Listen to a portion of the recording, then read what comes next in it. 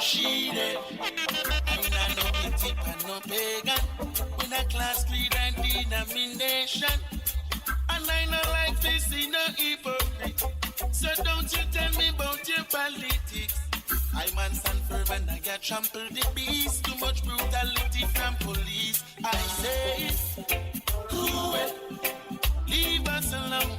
Cool it, don't come around. Cool it, 'cause I don't like the way that you roll. No, so don't you come my way today. Don't come big and something black in my way. Don't like the tricks and the games we play. Hear when I say, don't come mix me na no bangara. No mix me na your confusion. No try in a no station. If you don't send me a rascal man. Hey, I can't stand up backbiting. And I don't like no informer. Them love the drama, they use them carry on. Suspect of them, I tell police about the marijuana. I am blind, so I am living free. Not a thief can be a friend to me. Where that took my and see it.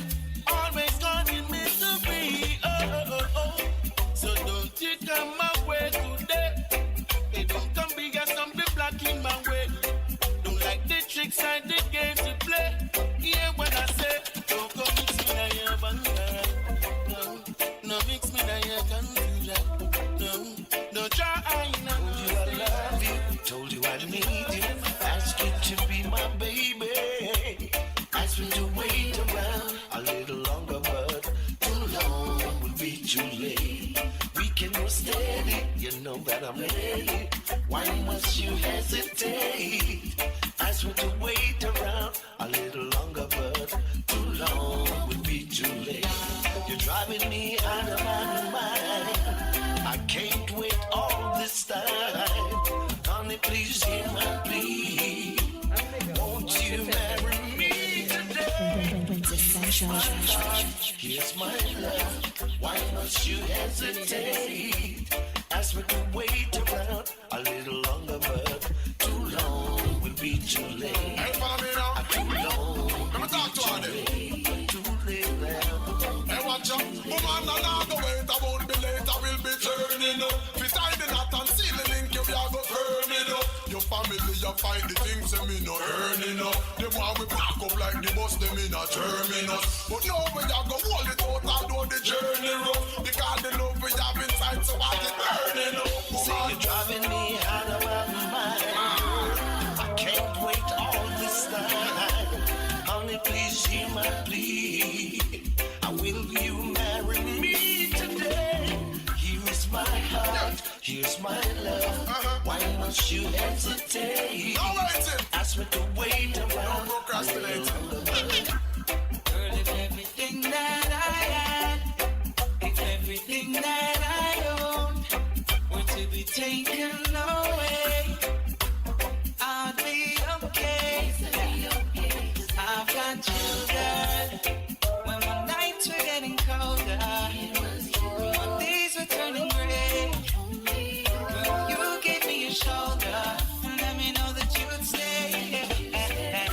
So girl, if everything that I had were to tumble and fall, it wouldn't matter at all. No, 'cause I've got you, girl.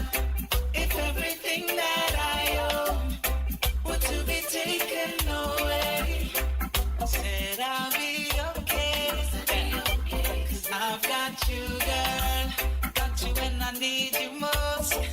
Girl, I got you through my high and lows. Got you when my chips are down, when nobody else would be around. On those nights when they were colder, when my days were turning gray, you gave me a shoulder and let me know that you'd stay. So girl, if everything that I had were to tumble and fall, it wouldn't matter at all. 'Cause I've got you. I don't really wanna fight now, girl. You got me stressed out. Think you need to calm down. I don't need that energy. No, I don't need this energy. Whoa.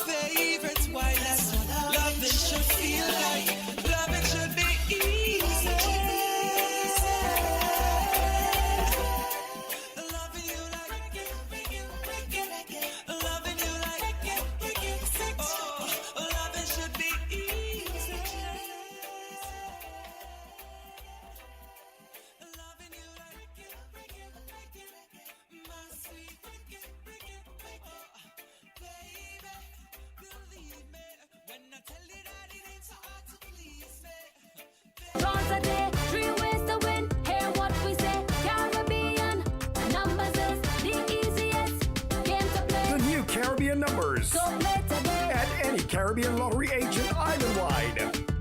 So play today.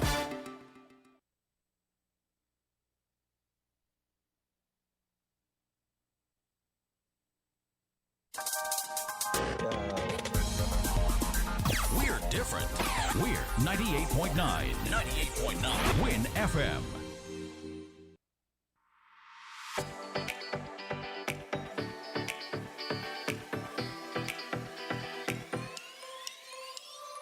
Rams the good food people, always there to serve you. Rams the good food people, locations right near you. Rams the good food people, in-store specials for you. Rams the good food people. Rams. When you need better service, Rams is always here. Better value, better prices. Rams is always here. Rewarding your loyalty. Rams is always here. We are community. We are family. We are family. Rams for you and me. We are community. Rams for you and me.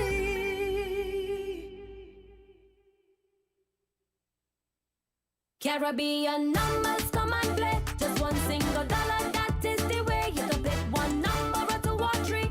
I win up to 20,000, you see. 3 ways to play, 3 draws a day, 3 ways to win. Hear what we say. Caribbean numbers is the easiest game to play. The new Caribbean numbers So play today. at any Caribbean lottery agent island-wide. So play today.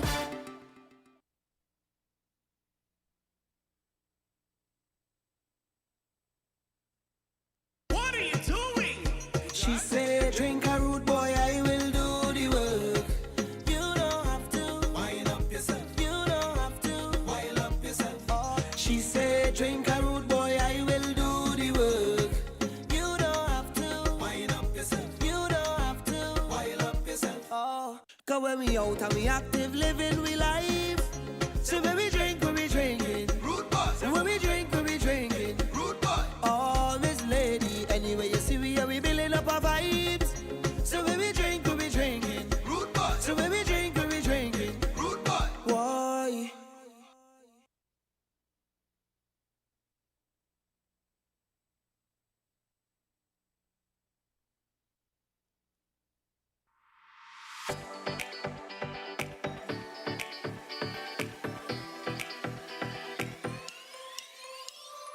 Rams the good food people, always there to serve you. Rams the good food people, locations right near you. Rams the good food people, in-store specials for you. Rams the good food people. Rams. When you need better service, Rams is always here. Better value, better prices. Rams is always here. Rewarding your loyalty. Rams is always here. We are community.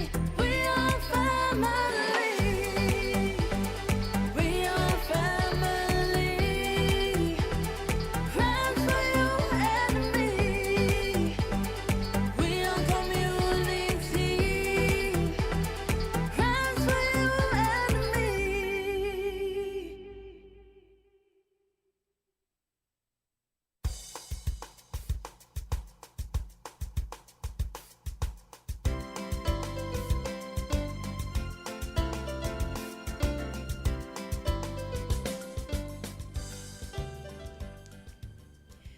A pleasant good morning.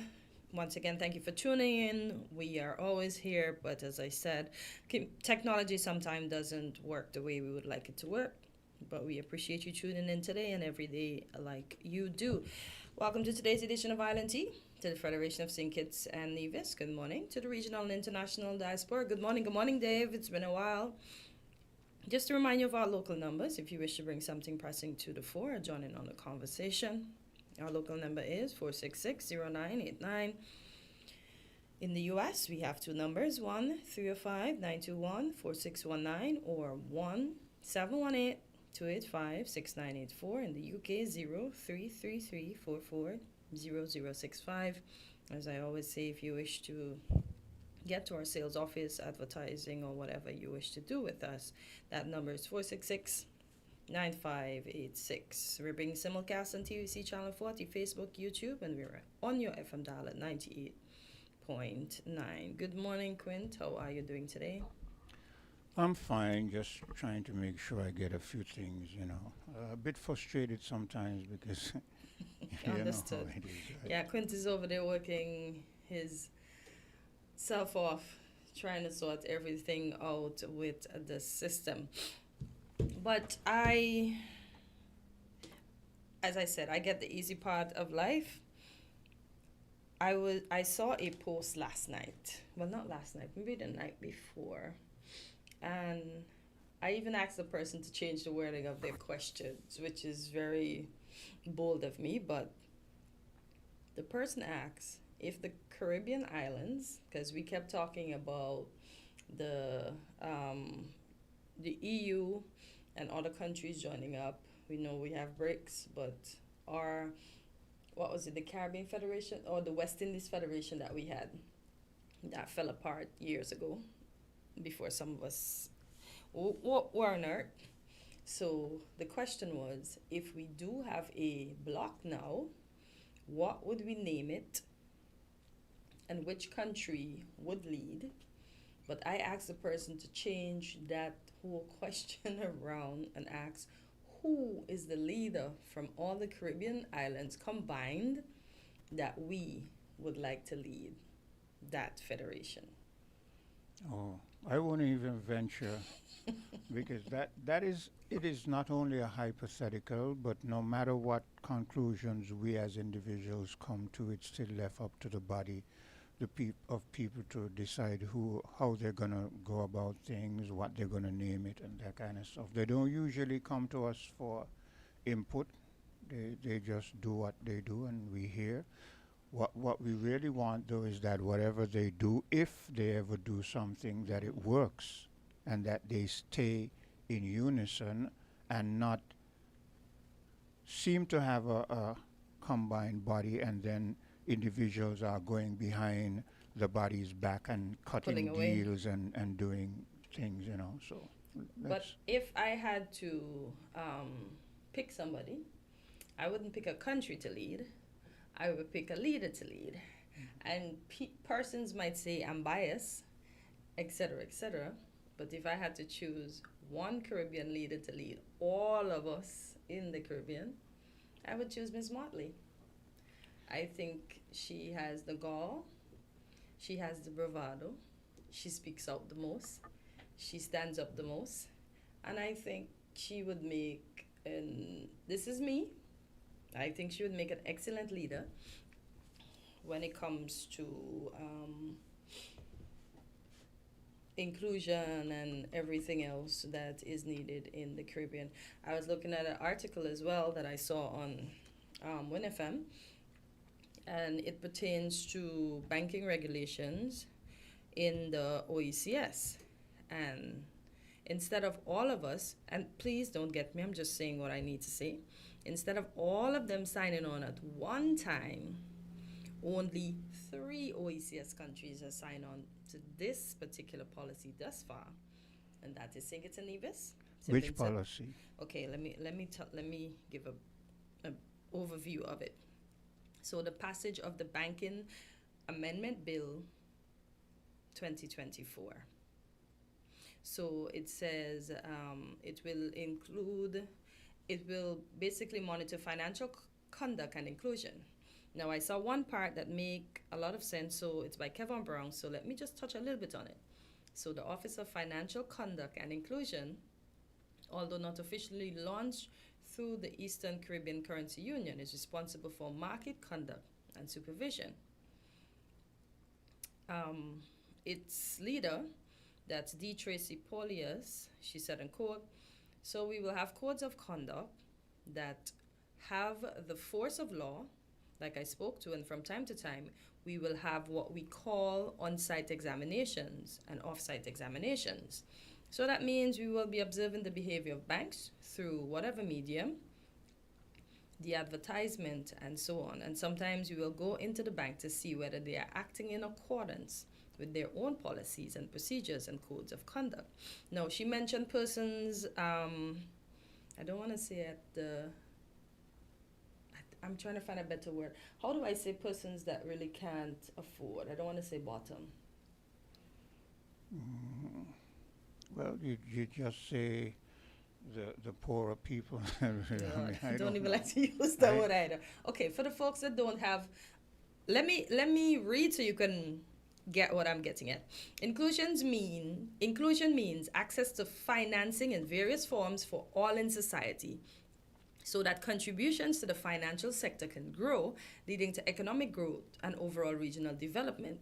There is something we call the finance and development literature, and the literature says that the financial sector supports growth and development in the economy. And there has been a lot of testing of that theory, and economies have recognized that there is some validity to that relationship. Let me get to where I want to get. She continues to say, and I quote, "So some time ago, I think last year, we launched a collaboration with the ECCU Bankers Association, the Basic Bank Account.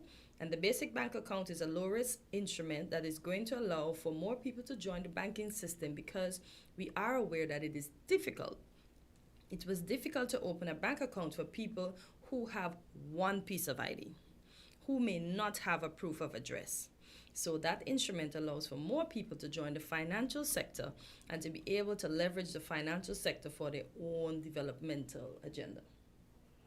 Look, I have a problem with anything that we have to sign on to. I wonder who it comes from, why, and those kind of stuff. Because it seems to me, and someone will have to correct me if I'm wrong, but it seems to me that our regional leaders don't initiate anything on their own. It seems to me that someone is coming up with the ideas and spurring them on, and I'm concerned. But this is from the Eastern Caribbean Central Bank. So you think they're still being coerced by someone else? Look, these banks have links, you know. I You don't think know that. all of these central banks, how you think they've moved their monies from here to there? When you say move their monies, you mean in terms They of cooperate, they have links. And believe it or not, unfortunately, those bigger countries give us directives. Yeah, we have people who are in those banking systems who are creative to a certain extent, but like I said, I'm an old man, and I've come to the conclusion that a lot of what we think is being initiated by us is not initiated by us. Like I said, someone will have to correct me otherwise, but I'm very skeptical because of what is happening now and the way I see our leaders moving. I mean, it was a concern before, but I'm even more concerned now. So anytime I hear and remember, you know, presently the banking system is trying to go through some changes because they're trying to, it hasn't really hit us in this region so much as yet, but they're trying to move us into this digital era, right? And it is being pushed from external. So often when they come and they say this is to make it easier for the poorer people or for whatever, it is to make us get comfortable and say, okay, you know, and then next thing you know, down the line we regret the things that maybe I'm a bit paranoid, but I tell you, paranoia has brought me this far. A little bit of paranoia is good for your health. But You what about understand? the inclusion of people? Because we know the less I don't have a fortunate- problem with the inclusion of people. The only problem I have, Hortensia, is I don't know who gives us these directives. That's the only problem. We have a caller. Caller, good morning. You're live on Island T. And just to remind folks, at 8:30 a.m., we'll have a rebroadcast of Weekly Dose. Go ahead. Good morning, and Quint, I share your skepticism. Yeah. Right? Yeah. They can call it paranoia or whatever they want to call it, but we have records to go on. Yeah. Okay, with our leaders, with our system, because you see, at first, I used to say that. You know, if you have the correct systems and so on in place and processes in place, Yeah. it doesn't matter who the leader is. They'll be following the law. And Yeah. the all of directives. that, Yeah. right? And there will be proper oversight and all of that. Yeah. It doesn't seem to work as easy as that. Yeah, I used to and- think so too. Yeah.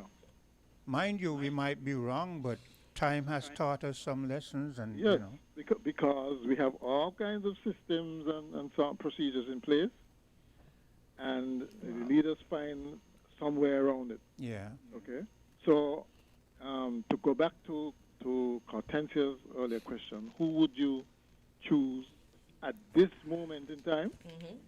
Right, I would agree that Motley, her head seemed to be in the right place. She seems committed. She's still a political animal and still have, I noticed, the usual kinds of campaigns. Oh boy. Yeah, but she does. like you and Cortensia, I lean that way too. I feel, and I like the word that you say she seems, because I've been looking back at a bit of her history in the party, and it's not looking too nice. You understand?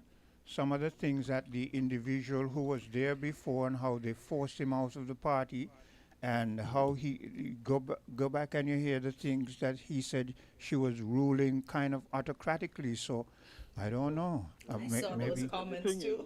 yeah. What's So that, Hortensia? Uh-huh. What you said? I saw those comments too. Okay, yeah. The thing is, if you're in a den of lions or whatever, thieves or whatever, and it's very difficult to deal with them if you're not a lion yourself, or you don't toe the line. no, but what the former leader, and he's the longest lasting person in the history of Barbados, right? In that level of politics. And what he said was that he was rooting for her all the time, but from the time they got her into a certain position, she got with certain other individuals, a minority. Those are the words he used, a minority, and they bullied themselves into certain things, and they demanded that he step down and apologize for things he said he didn't do, and all kind of things. So like you and Cortensia, I still would lean towards her, but there's some question marks now. Yes, it's unfortunate that we always seem to have to choose the lesser of however many evils. Oh boy, that's rough, eh? It always boils down to that. We're still waiting for the emergence of a leader in the likeness of great leaders of the past. Yeah. Okay, they just haven't come on the scene. All right, and as you said, as you pointed out, our leaders seem to be pretty much, maybe it's an old boys and girls club that they seem to buy into. Yeah. All of them seem to be doing the same thing, All of them. All of them just following lockstep. And barrel, yeah. Yeah, exactly. so there's nobody on the scene, I think, really and truly, save Motley. And I think most of what Motley has is charisma. Yeah. Because she's charismatic. And that's important in leadership. Eh? And you have you got to be able to have people who follow you. And you have to give her credit, because I mean, she's bold. She says the things that the others don't. They don't even want to go near the things that she's bold enough to say. I've seen her in different forums abroad with international audiences and international journalists, and she stands on her own and she puts them in their place. So yes, I mean, it commands attention. Yes, and I that's remember, very important. I remember a journalist asked her a particular question. She looked at the journalist, and international, she says, "You sure you want me to answer that question?" Yeah, she has spunk and at least she has the appearance of being her own woman. Yes, and she has ideas that are in concert with the people she's leading. Okay, very conscious about of her race and all those sorts of things. Yeah. Whereas too many of our leaders seem to use that as a convenient a convenient position. Okay? When it comes down to it, they're just as corrupt, they're just as wheeling and dealing. They're the first to say, well, that's politics. Those kinds of, those aren't leaders, right? Those are opportunists. And I think the region is too full of them at the moment, you know. Yeah. We really need somebody who's going to come out and lead the pack. Like I heard the Prime Minister of St. Lucia said he will always have a visa, right? But then he retracted what he said. He said, let me change what I said. Once I'm Prime Minister, I think I will always have a visa. Yeah, but that in itself is a selfish statement. Yeah, and I very, very selfish. I was glad he caught himself and he changed it, because they can take away your visa even as the But Prime even Minister. when he changed it, it's still a sad thing to say, because that's the thing, you know. I wonder how. I guess it tells what kind of person they are. Down, eh? Yeah. Because I wonder what would make a prime minister make silly statements like you that, understand? yeah. Because it You know, shows it that makes he's only no looking sense. out for himself. Like, okay, so you won't get it, but as long as I'm a prime minister, I have this kind of a. What was he trying to prove there with that? You with a understand? statement like that? You have to wonder. That's why I say you have to wonder about these guys. I don't know. These prime ministers these days, very well educated, very well trained and all that, but it's like they lack common sense. Yeah. They- Simple common sense. They're like children when it comes to dealing with real politics, international relations, those kinds of things. You know, they're more concerned with image building. The optics are good and that sort of thing. Yeah. And maybe they say it works, right? Maybe that's what it takes to get elected, because a lot of voters. But if that's what it if you have takes, to admit, if that's a lot what of it, voters are superficial. but if that's Okay. what it takes to get elected, I mean, we're Right. in a sad state. Anyway, we're at 8:30, and today Right is then. Tuesday, so Katensa, we have to go to Yeah, we'll continue afterwards. weekly dose. So let's take that bit of a break, and we'll be right back. Found the sound 98.9 Win FM.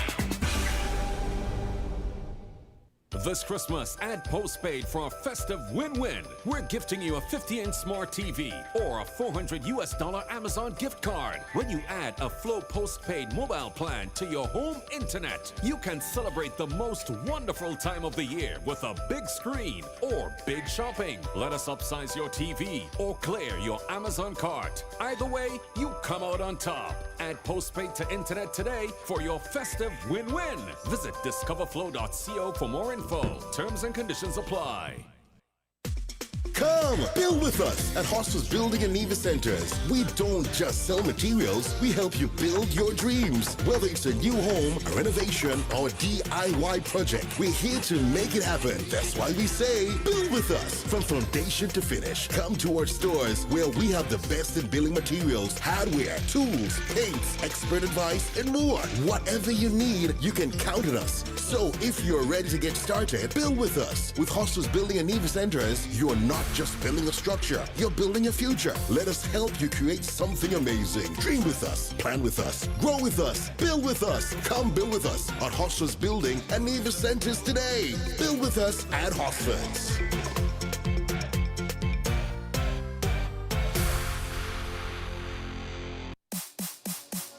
If you need protection, you need one who you can trust. To secure your investment, you need one who'll do you just. TDC Insurance, you're the one that you can trust. TDC Insurance, you're always safe with us. TDC Insurance is your go-to insurance company for all your insurance needs. We take pride in offering you the best solutions and ensuring our customers are fully satisfied. TDC Insurance, we take good care of you, guaranteeing you peace of mind. You're always safe with us. Caribbean numbers come and play. Just one single dollar, that is the way. You can pick one number or two or three. I win up to 20,000, you see. 3 ways to play, 3 draws a day, 3 ways to win. Hear what we say. Caribbean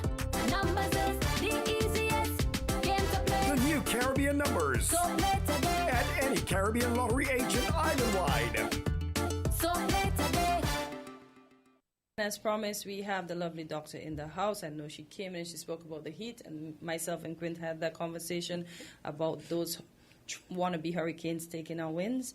I hope they give it back soon. Doc, good morning. It's September. How is the second day? How has the first day been to you, and how is the second day been to you? The first day was hot. The second day is hot. Good morning. Good morning, Hortensia. Good morning, Quint. Good morning to everybody who's listening to our show this morning. It is terribly hot. Yeah. I was telling Quint I was sweating yesterday doing chores. Yeah. Too early, too. You are correct. Yeah. So Well, what can we do? We just have to keep pushing through. Boy, Like regardless. Last night, I'm trying to sleep. The AC's on, the fan is on, and I'm still feeling hot and uncomfortable. I'm like, are these my perimenopausal symptoms? Remember, we got to talk about it and take away the stigma. Or is it just really, really, Really hot? hot, yeah. I think maybe it was a combination of both. Boy, let's hope it was just really, really hot, and I know we're gonna hope those. Yeah, we hope those stay at bay for now. Yeah, we know how that could be. Ooh, thanks. Thank you so much. Thank you, Quinn. Thanks for the compliment.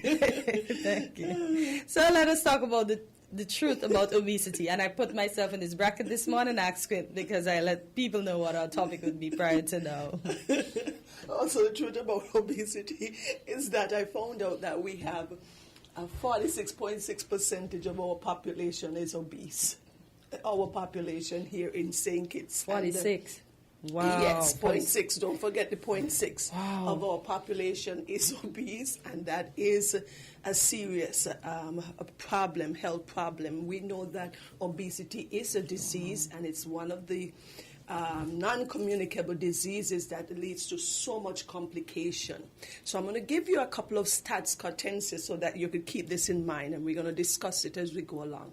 So the global adult overweight percentage in 2022 was 43%. And the global adult obesity is 16%. Those are data from 2022. Overweight children, less than 5 years old, there are about 35 to 37 million children worldwide. And children and adolescents that are overweight is about 390 million, with 160 million who are obese. And all this is data from 2022. And in St. Kitts and Nevis, we have approximately 46.6% adults who are with obesity. And it's projected by 2035, about 50% of the world population would be overweight. And about 2 billion would be obese. Wow. So it is a pandemic of obesity that we have here. So what is obesity? Yeah, we talk about obesity all the time, and sometimes it was always just a stigma of saying, "Oh, you're just fat, you need to take care of it," and so. But we know that obesity is a disease, and it is very complex, and it's also chronic, and so it affects our health and overall quality of life. So it's when we have excessive amount of body fat, and it can affect our self-esteem, it can affect our mental health, and also, importantly, our physical health, and lead to a lot of chronic diseases. So tell us how obesity is calculated. So, though not perfect, we have what we call the body mass index calculator, BMI. So body mass index. So it speaks to, and how do you calculate it? You can look on the internet and you'll always find a quick way to calculate it. But it actually takes your body weight in kilograms divided by your height. Okay, in meters square, and you get that number, and so there is a range of that. So when we talk about BMI, we use that as a way to measure whether a person is normal size in terms of their weight and height, whether they are overweight, whether they are obese. Okay. All right. Let's talk about the classification. So when we talk about obesity using the BMI metrics, we have 3 main groups. It could be category 1, category 2, or category 3. So mild, moderate, or severe. So you're going to be considered with a normal body weight between 25, your body BMI, up to what we call 29.9. Okay, so once you fall within that range. Once you get above 30, you're considered now obese. Overweight is once you're above 25, right, to 29.9. So you're overweight. Once you get above 30 or above, you're in that obese category. So class 1 would be 30 to 34 to 35. 30 to 35. Class 2, 35 to less than 40, and anything above 40 kilograms per meter squared, you're going to be considered massively obese, and of course you're in the higher category, which is class 3. Why is our waist circumference important? As I was telling Quint earlier, I do not know why the fat have to go there and stop there. Yes, our body, because it depends on, that's another meter or metric that we use to measure or to speak about obesity. In males, we talk about once your circumference, so you put your tape line around your waist and you measure at the level of your umbilicus or your navel. And in men, if it is above 40 inches, we know that that is considered obese, okay? And in female, anything more than 35 inches, all right? And it is known that fat, that visceral fat, is so very important in terms of measuring obesity, because having that larger abdominal fat leads to much more chronic diseases, metabolic syndromes, the hypertension, the diabetes, and all that come with it. That's why it's important to take the BMI for what it's worth, but that's the best metric that we have right now, but it doesn't take into consideration a body's muscle, the person's muscle mass, okay? And it is different where your weight is distributed. Some persons may have their weight more on their lower body, so they're wider in the hips. It's not the same when you have a larger abdominal girth. Okay, so that is very important when you calculate what we call the abdominal circumference. That speaks to your visceral fat, and that speaks to a lot of complications associated with it. Yeah, that girth, that's problems. Let's talk about the causes of this obesity. Well, people used to think that all it was, and sometimes we still want to think that it's calories in versus calories out. So you want to make sure that your input is less than your output. So people would say, oh, it's just because you're eating too much. It's just because you're not exercising enough. But we know that it's much more complex than that. It has to do with your mental wellness, your physical wellness, psychologically as well, too. And there are lots of different contributors to this obesity that we speak about. Certain medications that we know that we use, persons who take medications like steroids if they have some kind of autoimmune disease. You take antidepressants. I remember specifically a young student came and saw me and said her weight kept going on, so she started taking these antidepressants. If you're taking medication for diabetes, commonly we know that diabetes is so prevalent in our community, and so persons' weight increases. And certain medications that we use for hypertension, like the beta blockers.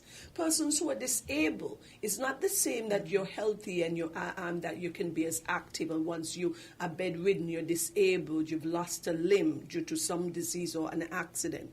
Persons, we can talk about your eating habits. Lots of time our eating habits are poor. We eat late at night. We eat lots of food that is high in carbohydrates, because sometimes we're on the go, we want to grab something quick. It is easy then to prepare a healthy meal, a good meal. So our eating habits, we consume so much fats and saturated fats and food that rich in processed foods, and so that's going to be a problem. We have genetics as well too.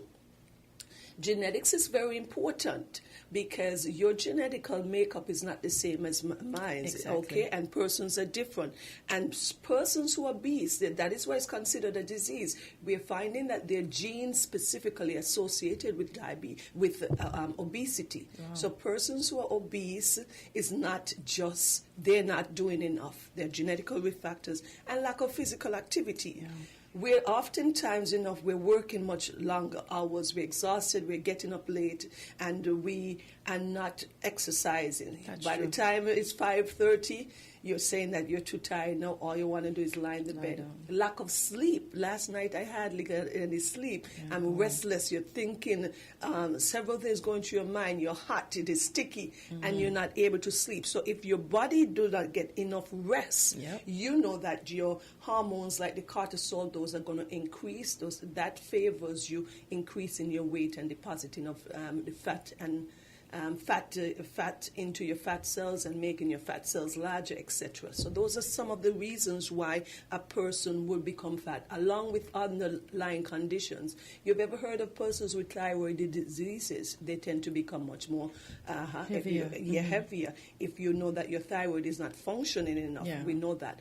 Persons who have polycystic ovarian diseases. I was shocked. You see my face because I'm like polycystic? Yes.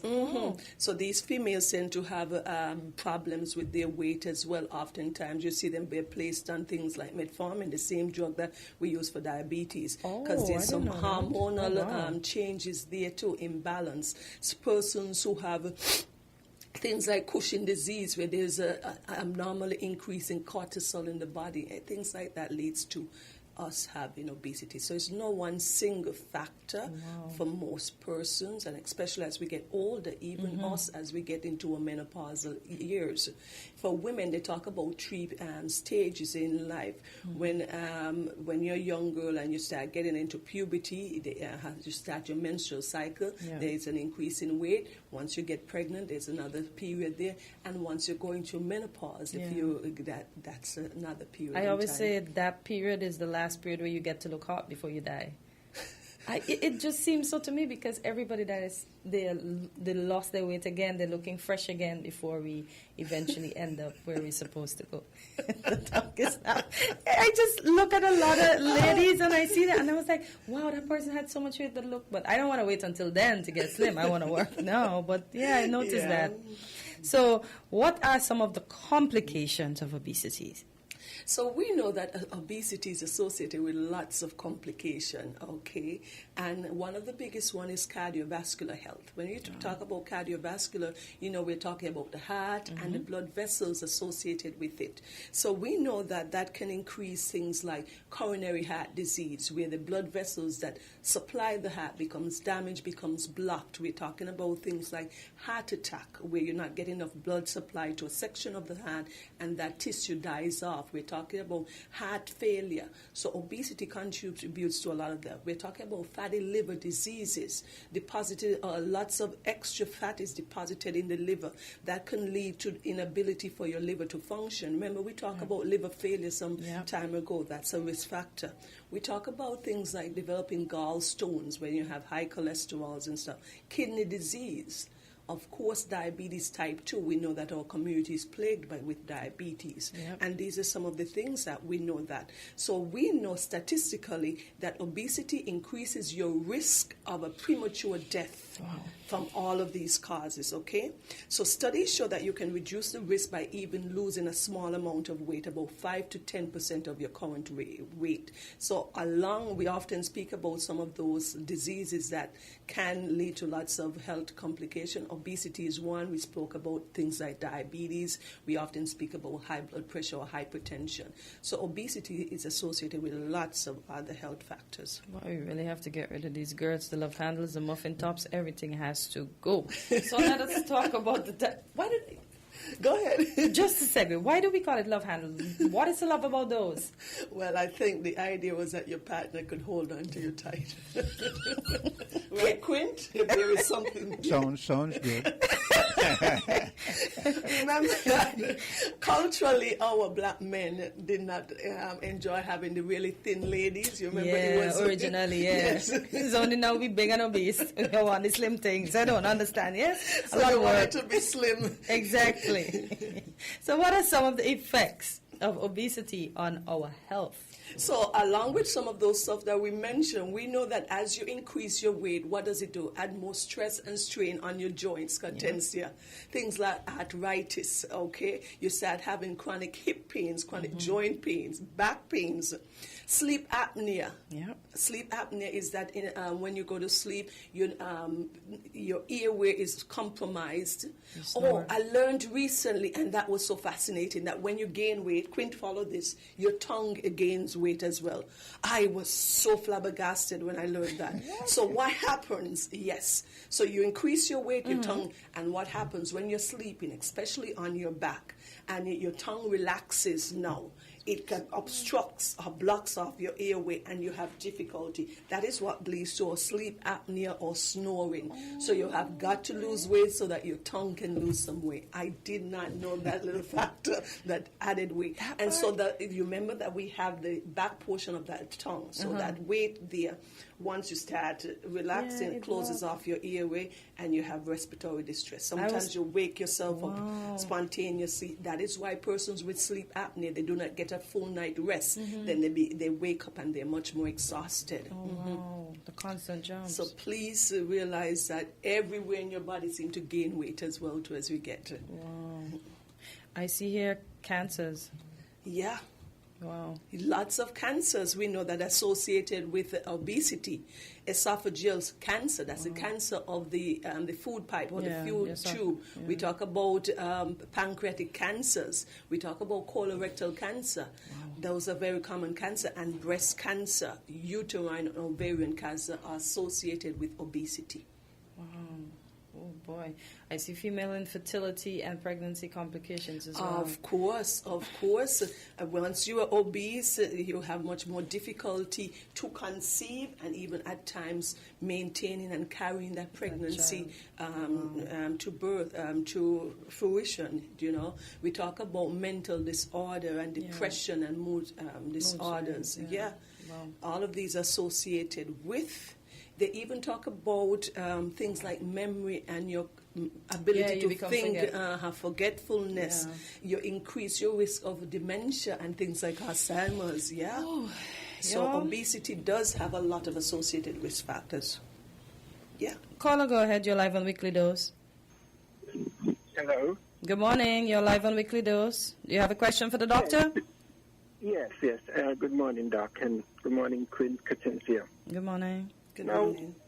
I'm listening to the program here, and what I'm not hearing, can the doctor tell us about parasites and what parasites cause pertaining to all this ailment that the body is now going through? I think we need to elaborate more on parasites and what harm parasites do with the pancreas and the intestine. So if the doctor can touch on that, I will be happy to hear what you have to say on that. All right, no problem. Thank you for that question. Well, the topic of parasites is a completely separate topic to what we are discussing. Okay. If the listeners are aware of weekly, we take on a specific topic. That can be a topic that we can discuss in the future, but we know that parasites is associated with lots of health issues. You could have infections, you have chronic gut diseases and stuff, chronic diarrhea, lots of different complications associated with that. I don't think commonly we saw more parasites in the younger children. You were playing outside in the dirt, you get the eggs in your hand, you'll swallow them, the parasites will develop in your system, and you'll expel some of the worms. Okay. Yes, those are parasites. There are lots of different types of parasites. I don't think right now in our culture, in our community, it is as big as issue as something like obesity, hypertension, diabetes, and heart disease. Our children don't play outdoors like before. Just going to see them inside on them tablets. So we could discuss parasites another day, but the topic at hand right now is that we're talking about obesity. All right. So tell us how you can diagnose that. I come by you all rather than seeing my GERD, how do you diagnose this? Yes, because this GERD situation is real for me. You can do things like, of course, you're going to get the person's BMI. Sometimes the diagnosis is sometimes quite obvious just by looking at the individual. Yeah. Of course, you want to measure the abdominal or the waist circumference. You could do things like body density scan, of course, and you want to take a history. The history is not to really say whether they're obese or not, because that can be seen, but you want to say what are the causes of this obesity. You want to get their medical history, if they have any other diseases associated, if they're taking any type of medication, if they have things like hypothyroidism, if they're diabetic, they're taking certain drugs. So you want to get that information, their lifestyle, how much hours they work, how much hours, or do they have any physical activity involved? Do they play any sports? Okay, whether they have a family history of having obesity, what is the weight of their parents or their siblings? Are they similar in size? What is your lifestyle like? What are your eating habits? So you want to get a history of that. And remember, we say that it's a complex disease where it is not just physical, it's psychological, it's social. So you want to look at their mental health. So these are ways that you can go about analyzing and sourcing the cause of this obesity, understanding what has led to this obesity for the individual. Okay. What about the treatment? How is it treated? Well, once you've analyzed that and you know what is the source of the person's obesity, you want to then to look at how you can make some changes and encourage that individual. Build an activity. We talk about exercising at least 150 minutes throughout the week. At least you want to go for 3 walks weekly. You have to put that in your schedule. You have to make a diet plan. One of the things that we do not realize is how much we eat. Yeah, boy. And so persons are being advised to make a diary of their everything that they eat, even if you put a candy in your mouth, because some of the things that we do not realize having quite a lot of calories. All the juices that we consume, you get one of those bottles of juice, it's 250 mLs, and it's supposed to be 2 servings, meaning it's supposed to be split by 2 individuals or 2 separate times, but you drink all of that, and each one of that, it has about 300 calories, so you've just consumed 600 calories. Think about that. And the average person needs around 1,700 calories to 2,000 calories per day. So then when you realize it, we have consumed much more calories. So you want to take a true history of what you're consuming. So detail everything you put in your mouth. Sometimes you undergo and you grab that chocolate bar, a Snicker bar, or whatever bar, and that bar is 250 calories, and it's what we call empty calories, because it just give you sugar high and then you're hungry again. So you want to know exactly what you're putting in your mouth. You want to know things like your mental health, if you want to get mental health support, because persons who have post-traumatic stress disorder, persons who are chronically stressed, that can lead to obesity. You want to make sure to talk about options of medication.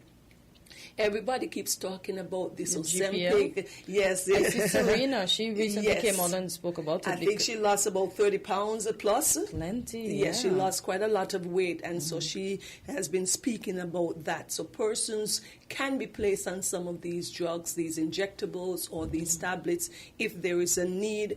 And once these are persons that we know, just exercise and telling them to exercise is not enough. But you got to remember that these drugs are going to be long-term, because once you stop using these medications, weight can go back on. So it's a whole mindset we have to take a look at. That's why it has to be psychological. What prompts you to eat? Most of the times we know that we as women, we are emotional eaters. You eat when you're stressed. Eat with a breakup, with your ice cream. Yes, and so we do that. So you want to get to the root of what's the reason for that. And so you can use these medications. There's also surgery that can be done for individuals who are morbidly obese, like especially if they're in that class 2 and class 3 of obesity. There are different types of bariatric gastric surgeries. Okay, caller, go ahead. You're live on Weekly Dose. Good morning, everyone. Doc, how are you doing today? Good morning. I'm doing well, thank you. Question. Happy to hear that. God bless. Ask him. I know people go on fasting, but what does that have to do sometimes with what you're talking about? And even not only with reduced weight and with diabetes, but in good health itself. Some persons may have a half a day for fasting. Some persons might have a day in itself for fasting. Let's say persons who are 7 Adventists might say, okay, I'm going to fast half of the day, and on Friday also I will do a light eating, maybe fruits and vegetables and water and stuff like that. How would that play into what you're talking and in good health in general? Okay, all right. So the caller is talking about fasting and how does the role it plays in overall wellness. It is being studied and continuously that we're talking about now this intermittent fasting. One of the things that we all do know that we just said we consume much more calories than we actually need. The importance of fasting, it means that you give your body a rest and you give your stomach a rest, and it is important to do that. And then what happens, your body then can use the stored fat, right, and burn that fat for energy source. All right? Because once we consume something, your body uses what it needs right now for energy, and the rest is stored. It is deposited in your cells, it is deposited in your liver, and that is where that energy is stored. Once you're in fasting mode, okay, your body then, what happens? Then retrieve those fats, those calories, break them down, and use them for energy. All right? So that is where fasting can come into play. There is some proponents and opponents of fasting, because they also speak about if you fast too long, your body goes into a fast, that deprivation mode. So you try to hold on to much more fat cells and much more fat, because so then your metabolism drops off. But it is important to understand, yes, periods of fasting is actually good. If you're religious, it makes you improve your clarity and your focus on your prayers. But for health, you give your body a rest, and then your body can use that stored fat and burn it as energy. Okay? Yeah, that's good. But as she said, don't overdo the do now. So let's talk about how obesity can be prevented overall. How obesity can be prevented. Okay, just with habits, lifestyle habit. Make some small changes. Instead of grabbing that chocolate bar, try grabbing an apple. It has to be something that we practice and we exercise. We speak about weight loss starting in the supermarket, in your shopping cart. The minute you start buying something, it's what's going to end up in your house, what's going to end up in your tummy. So think about it like that. Resist going down that snack aisle. And it happens to me all the time. Oh, I feel like something sweet. You feel like something. But you have to control that craving and walk away. Step away from that snack aisle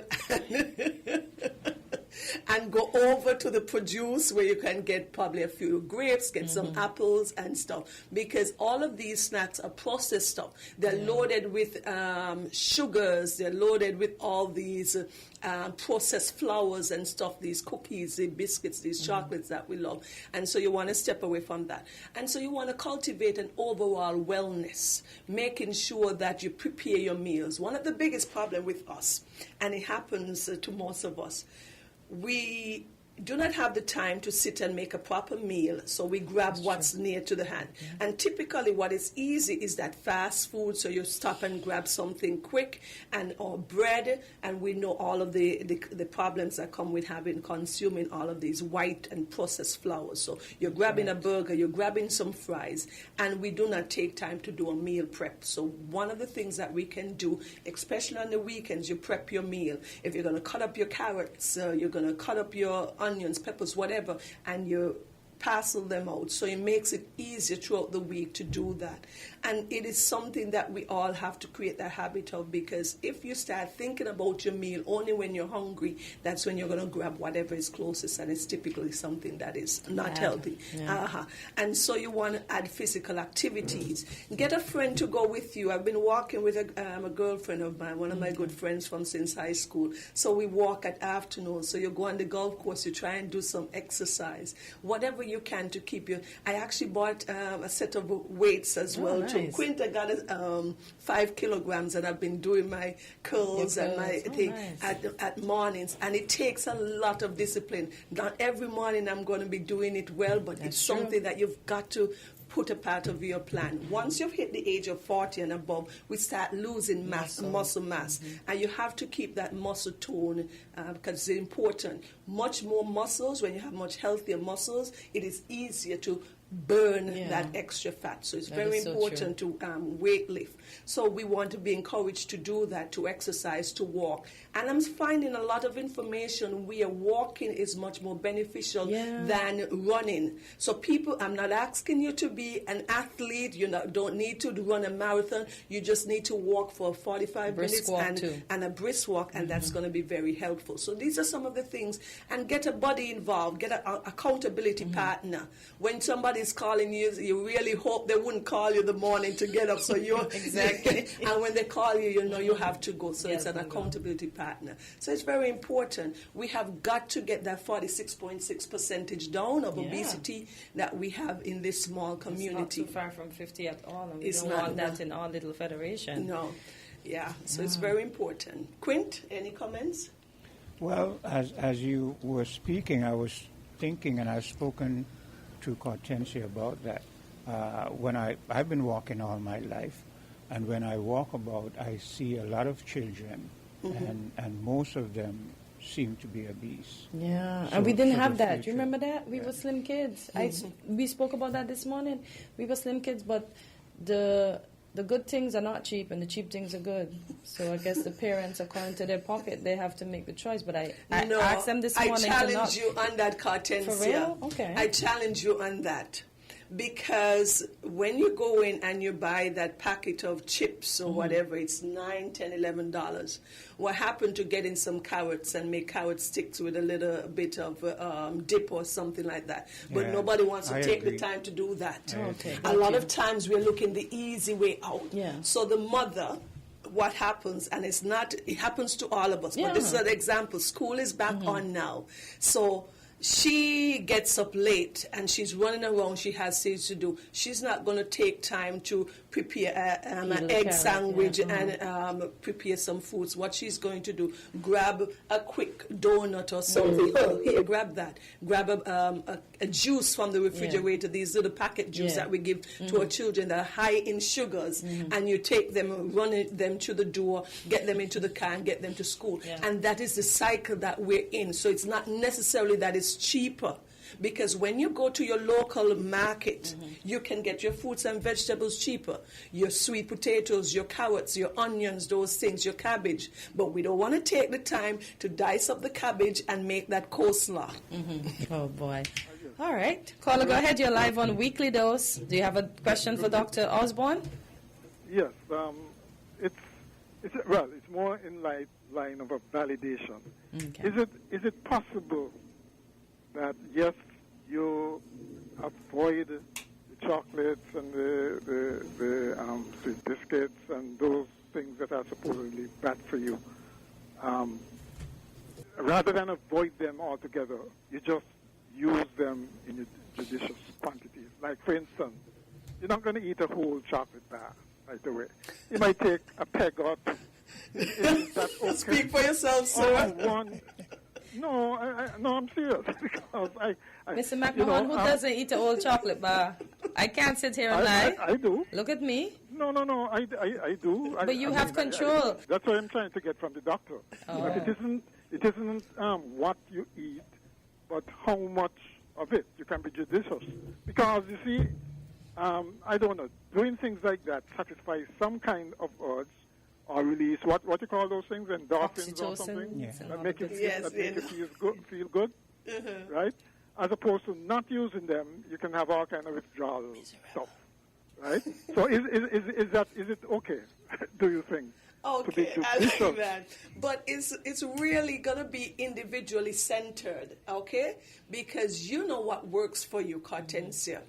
I remember talking to a nurse, and this is a story she and I got to talking years ago, and we were just chit-chatting in the operating room, and she said she had a cake, and she had to give it away, because every time she thinks about the cake, she goes at it. And some of us are like that. Remember, we're emotional eaters, so the mere fact that you know those cookies are there, you don't stop thinking about those cookies until you get at them. Let's talk fact. That's why I recommend that you start in the supermarket. If you don't have those cookies, you don't have to think about them. There are some individuals, like this gentleman, the caller, if he is disciplined and you can just divide that Snicker bar into 12 pieces and take a piece a day, I applaud you. But most of us not going to be. Because, too, the sugar is addictive. Yeah, it is. We all do not. Yes. And it is set up like that, so we become addicted to it, and we crave more. You remember when you have that bag of chip? If you sit with the whole bag of chip, you never stop dipping. Yeah. So you have to be very careful. Not all of us can be that disciplined. So if you want to treat yourself, we're not saying eliminate, because we don't want to go to any extreme. Instead of buying the big bag of the corn chips that you love, buy a smaller packet, so you know once that's done, you're done with it. Yeah. And don't overstock And your house with increase snacks. your physical activity. We have got to get moving, okay? Most It helps so definitely. much. So I want to wish everybody a beautiful day today, and be kind to each other, and have a wonderful day, everyone. Yeah, be kind to your GERD. Remember, it's getting big. All of ours. We got to work on it. We're different. We're 98.9. 98.9. Win FM.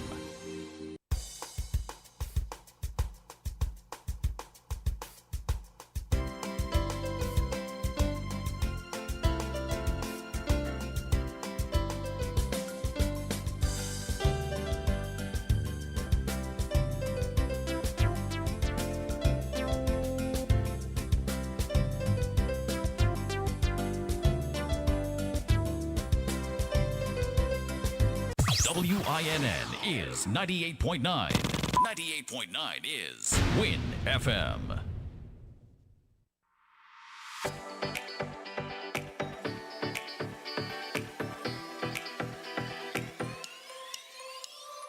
Rams the good food people, always there to serve you. Rams the good food people, locations right near you. Rams the good food people, in-store specials for you. Rams the good food people. Rams. When you need better service, Rams is always here. Better value, better prices. Rams is always here. Rewarding your loyalty. Rams is always here. We are community. We are family. We are family. Rams for you and me. We are community. Rams for you and me.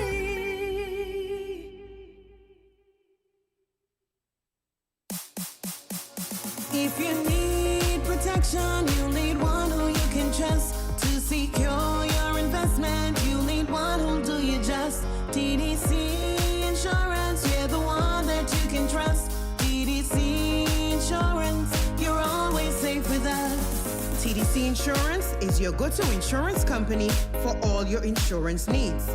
We take pride in offering you the best solutions and ensuring our customers are fully satisfied. TDC Insurance, we take good care of you, guaranteeing you peace of mind. You're always safe with us. What are you doing? She said, drink a root boy, I will do the work. You don't have to wind up yourself. You don't have to wind up yourself. Oh, she said, drink a root boy, I will do the work. You don't have to wind up yourself. You don't have to wind up yourself. Oh, cause when we out and we active living we life. So when we drink, root boy. So when we drink, root boy. Oh, Miss Lady, anyway you see we are we building up our vibes. So when we drink, root boy. So when we drink, root boy. Why?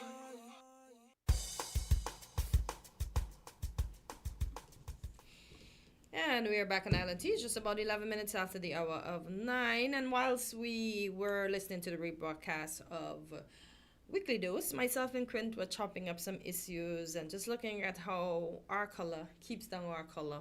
And it's only now that we are not in the fight with what's happening over there in the U.S., but there's a lot of things that would have happened over. Caller, go ahead. You're live on Island T. Good morning. Good morning to everybody, and greetings once more in the name of Jesus Christ, the only Savior of sinners from their sins and from hell by the gospel only, true faith only, and the second person of the eternal Trinity. Good morning. And morning to everybody.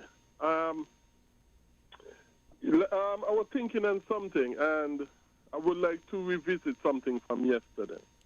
Okay, because I might not have been too clear on the issue of the employer-employee relationship. And because of that, maybe that was said. Maybe because of that, maybe that's why it was said. Maybe I ain't answering some questions. So I said maybe I wasn't clear enough on certain things. Not that I really didn't answer it, but maybe I wasn't clear enough. So let me see if I could be a bit clearer in revisiting the issue. The employer is not the employee food ticket or meal ticket. The employer, and I'm speaking as it is biblically. I'm speaking as it is biblically, and I'm basing a lot of this on Matthew chapter 20, verse 1, I think all the way down to verse 16 of Matthew chapter 20. And that passage, even though it is a parable speaking about the kingdom of God, yet it uses physical economic lessons to teach that parable about the kingdom. And it shows on the economic physical level, the employer, all he is responsible for when it comes to his employees is to pay them what the employee agree to work for. He is not held biblically responsible to pay them any more other than what they agreed to work for. So if 1 trillion years come and they're still working for the same amount of money, they decide to still work for the same amount of money, even though inflation and everything may have gone up tremendously, he is not biblically responsible to pay them any more than what they agreed to work for him for. This is what the parable in Matthew chapter 20, verses 1 to 20, teaches on the economic, physical side of life. Of course, it was used to teach a spiritual message. You know a parable is a lie, right? No. A parable is a lie. I don't know that. A parable is a lie. For instance, if I say, let's use a hypothetical. In truth and in fact, it's a lie. It's a made-up story that I use to explain a point. So a parable is a lie. It is a made-up story for you to understand a point that the person wants to make. But it is a lie. And all of these things... And all of these things I look at when I was a child, and I saw through them. People might say, oh, well, but you're going to Sunday school every day and you're listening to things and you're learning, and you realize that a lot of these things you're learning are lies coming from the Bible, coming from holiness and righteousness. And as a child, they tell you, don't lie, never lie. Don't lie to your parents. Don't lie to your elders. But they're teaching you lies. So you can call it all that you want, but the fact is a parable is a lie. Go ahead. Okay. So you're saying that. Okay, let me read something here and Google AI overview. A parable is a short, simple story that uses everyday events, characters, and situations to illustrate a deeper moral or spiritual lesson. So So a parable, as a matter of fact, I could use a real event in life as a parable to teach something in the spiritual. Doesn't have to be a fiction. But not only that, You could. even if I decide to write a fictional story, even if I decide to write a fictional story, it's not a lie. A lie is when I make up something and present it as though it really happened. Yeah. That is a lie. But if you come with a story like the parable of let's say the parable of what bring a parable for me. You're the Bible person. Well, the parable that about, for example, I'm speaking about in Matthew chapter 20, verses 1 to 16, 17, somewhere down there. The parable is this: a man owned a vineyard. Yes. Okay. You don't have to go to the whole story, yes. But that is a lie. A man didn't own a vineyard. Not in that instance. It was. How you know that? In this instance, the story says a man owned a vineyard, but it didn't tell you this was a factual thing. It tells you it is a parable. It tells you that it is a made-up story. Mind you, there are times when you can use real events, but if you use real events, it's not a parable. If I use a real event, it's not really a hypothetical, you know. If I use a real event, I'm giving you facts.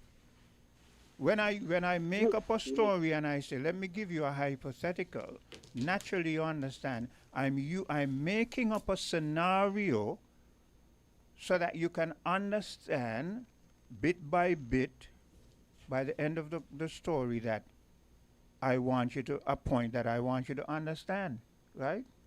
The parable of the fig tree, the different parables, you know.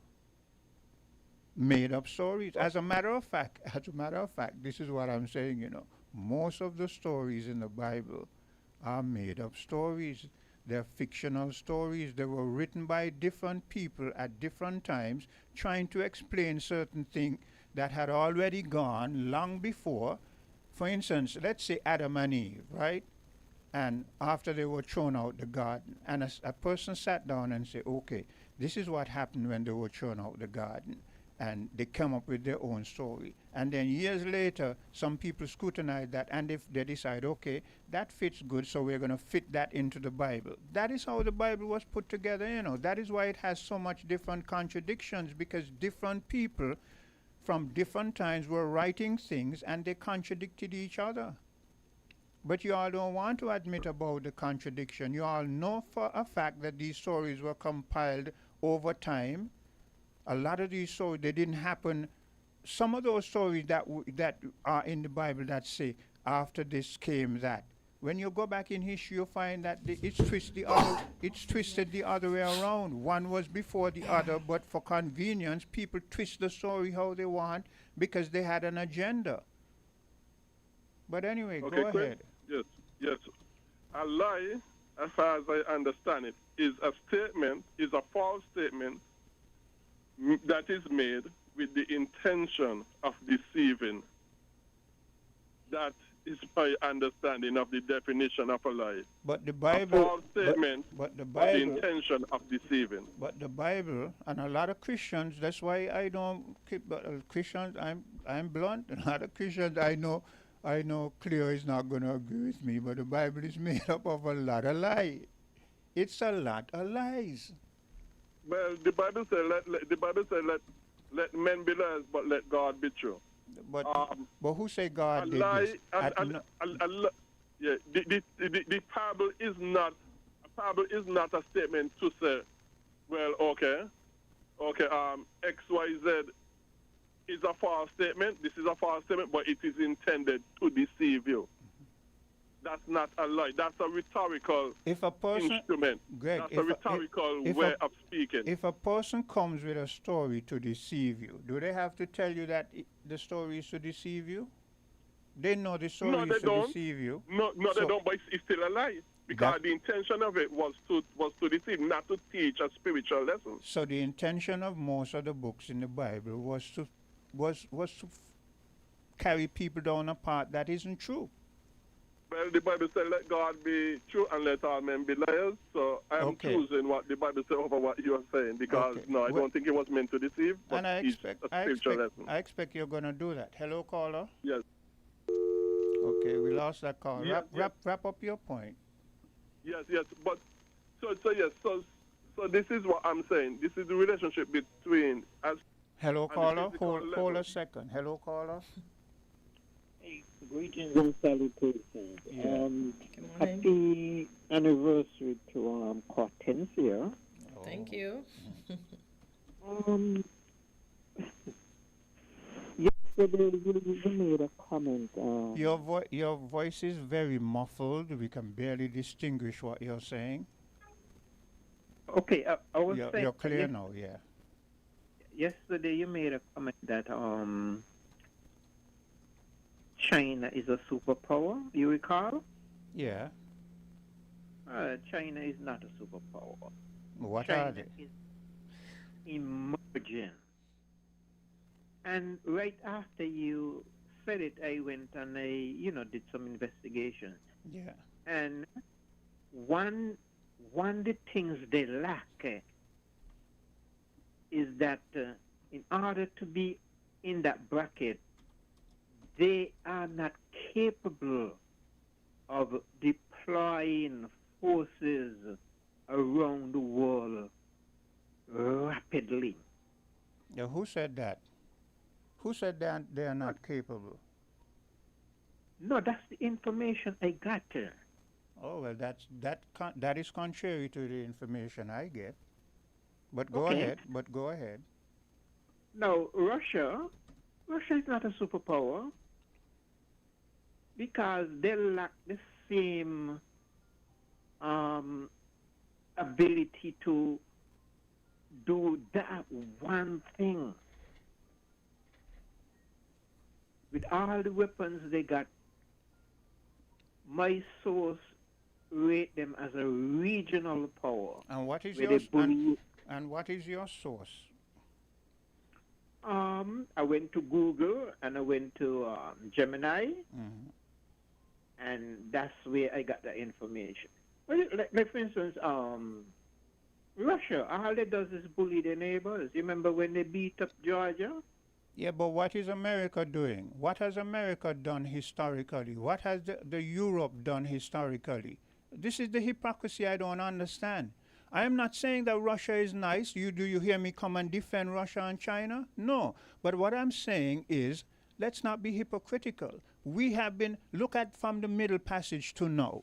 Look at even now, if our leaders, poor little leaders, go in a forum, you push a paper in front of your nose and tell you, you want this, sign off on that.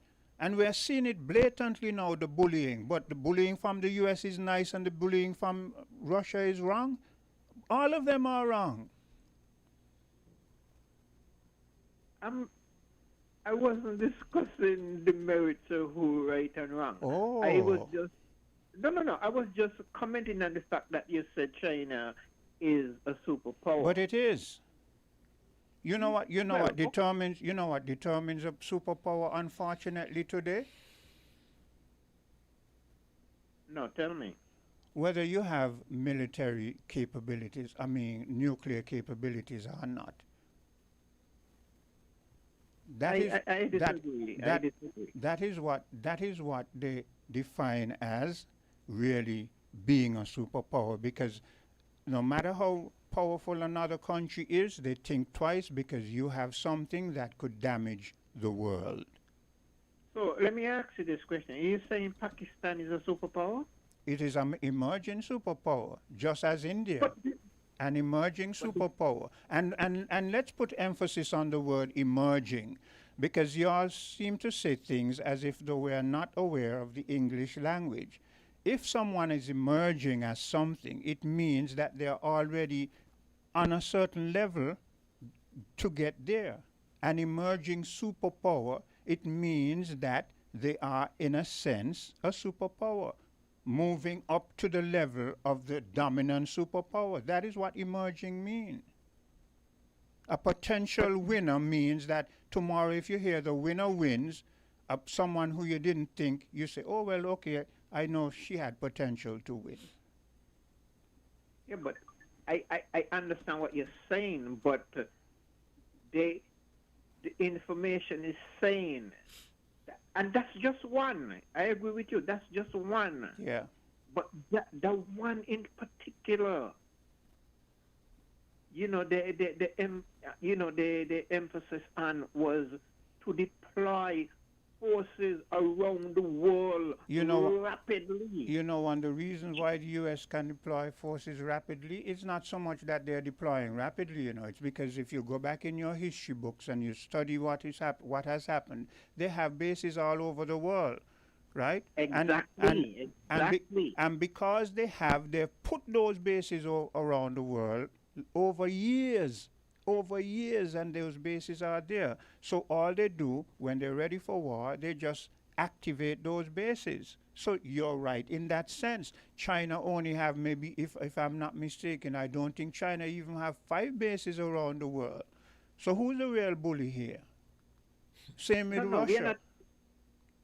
We are not discussing bully. But what I'm saying that... But you interjected the word bully. You said all Russia does is bully people. And I see the United States doing is bullying people. Wait, I say all Russia does is bully its neighbors. Yeah. Ukraine, they beat up Georgia some years ago. But do you know do you know that historically Ukraine, Georgia, all of those places that you're talking about were part of the USSR? Well, let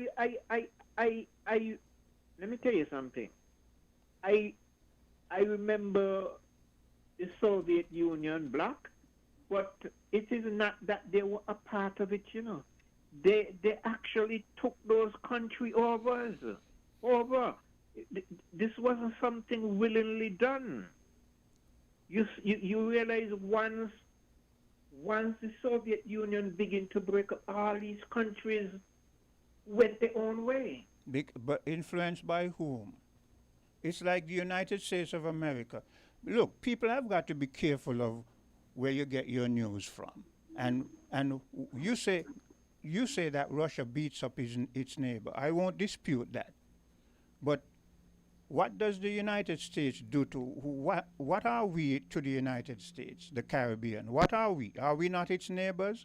They've been brutalizing us and beating us up for 400 years. Well, not as long as 400 years, but if you follow the history, British, the Americans are really a lot of British too, of British descendants. So yes, indirectly they've been beating us up for over 400 years. And you don't have a problem with it because we're comfortable with the abuser. This is why I say people, we are majority of us suffering from the abuse, the battered woman syndrome. We get beaten up so much for so long that we love it now. We feel it's the only way we can survive. Look, the difference with everybody else is me is that I speak the truth as I see it. You know, it's hard, but it's the truth. The United States is no different from Russia and China. They're not different. Quint.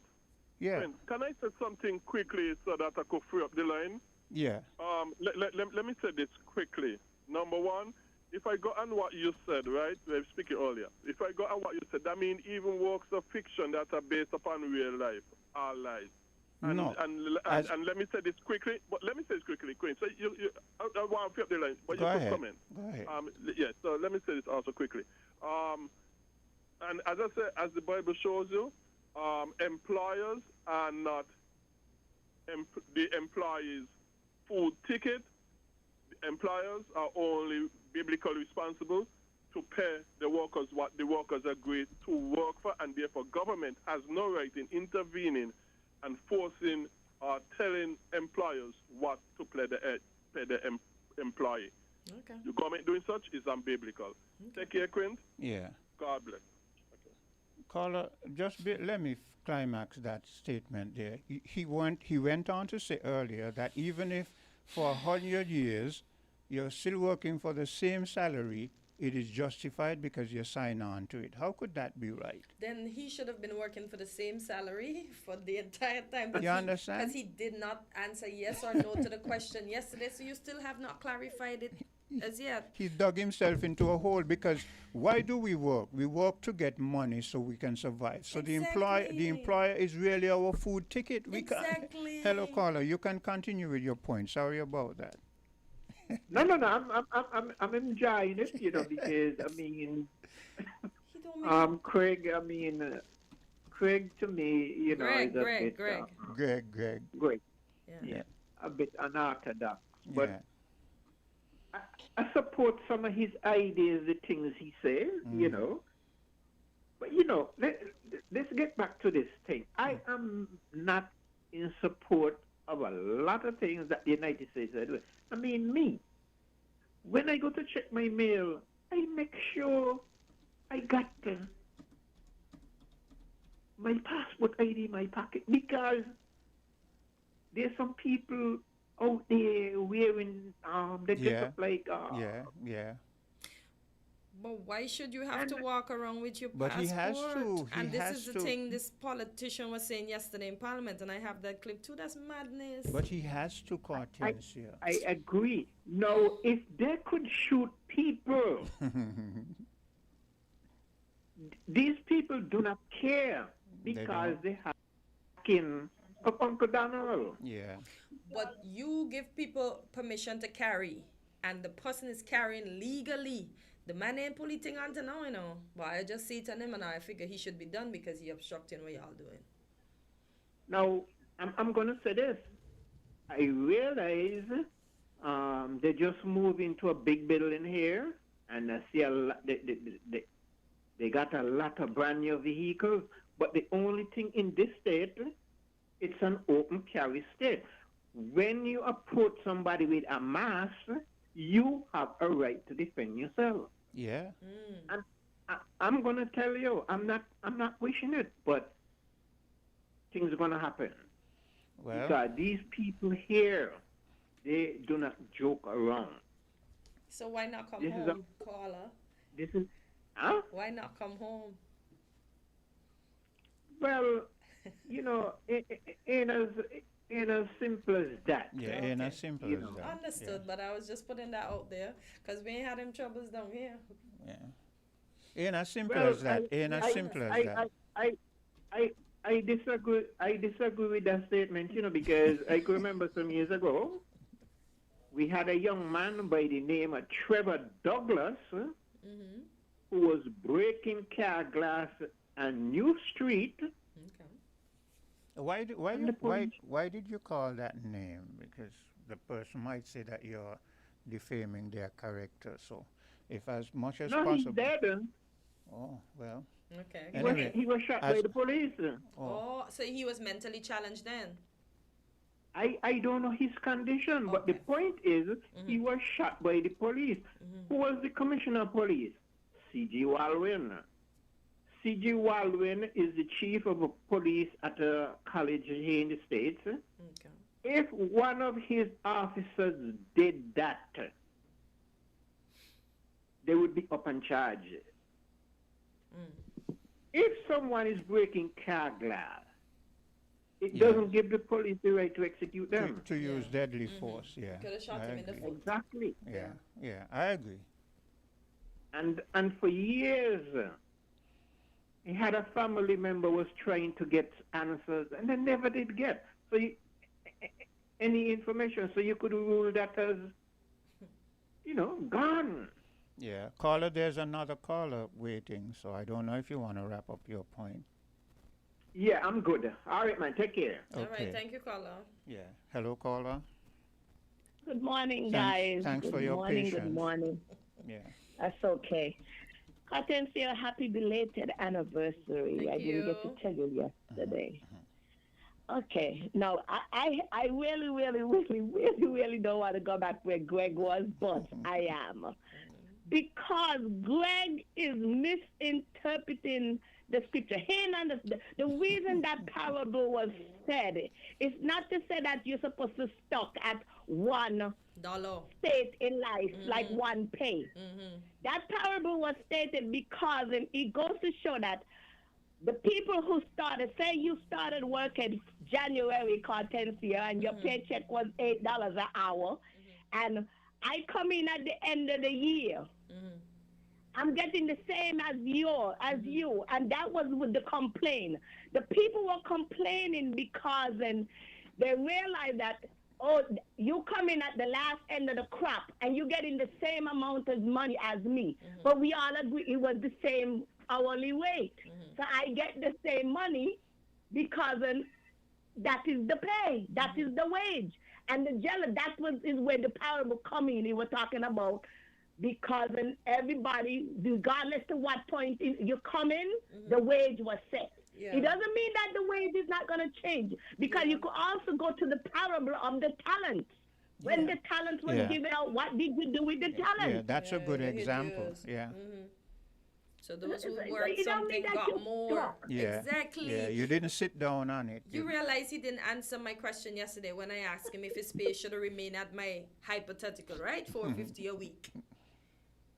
For the rest of his natural life. Greg said the Bible said this. Some of the things Greg said the Bible did not outright say these things. Yeah, that's the Bible ain't said that we have to live in separation all the days of our life. Why? Why would God want us to suffer like that for the rest of our life? Cost of living going and up. Who is going to work for somebody and you're stagnant? Who is going to stay stagnant the rest of their life? You're going to move on, right? I'm going to work for you.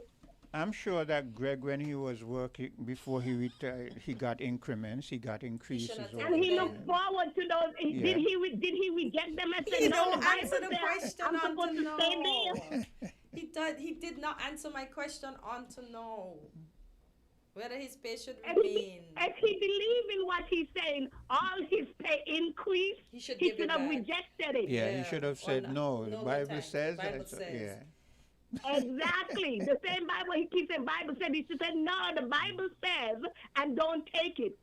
And since he so if he believed this is what he said, he should go give back. You know, there's also a parable in the Bible where I think I don't remember the name of the prophet, but when he got saved, and I think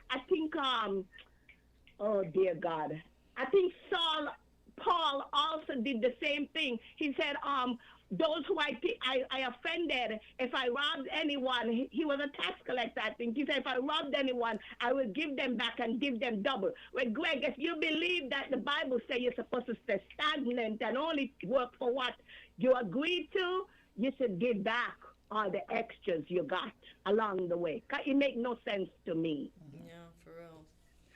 Now come to the other topic which Cartencio opened up with this morning. No, I saw that video also. And when I saw it, I sucked my teeth. Because why I sucked my teeth, number one, the comment says, oh, Jamaica should be the leader. Because they dubbed themselves the mother of the Caribbean. I don't know who mother they be, but they sure ain't think it's mother. I don't know who mother they be, but they ain't think it's mother. Yeah, that's why I said I don't want a country to lead. So exactly. And matter of fact, for me, not even Martley, because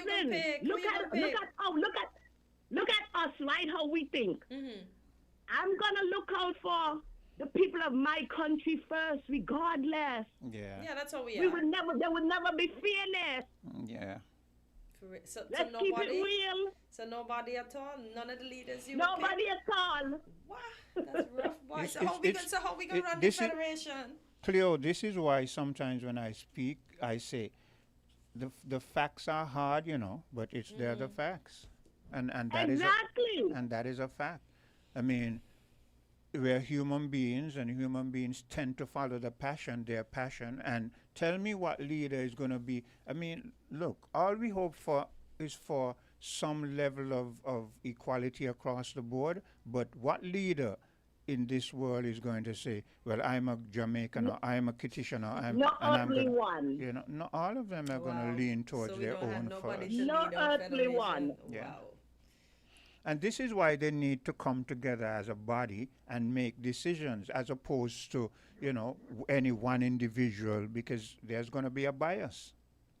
But a bias towards with all of us backing this one individual. How could it be a bias? Because if we see that this individual isn't working in our best interest, don't you think the rest of us would put up a resistance, because start talking against it, we got to be careful. But it would only be talk.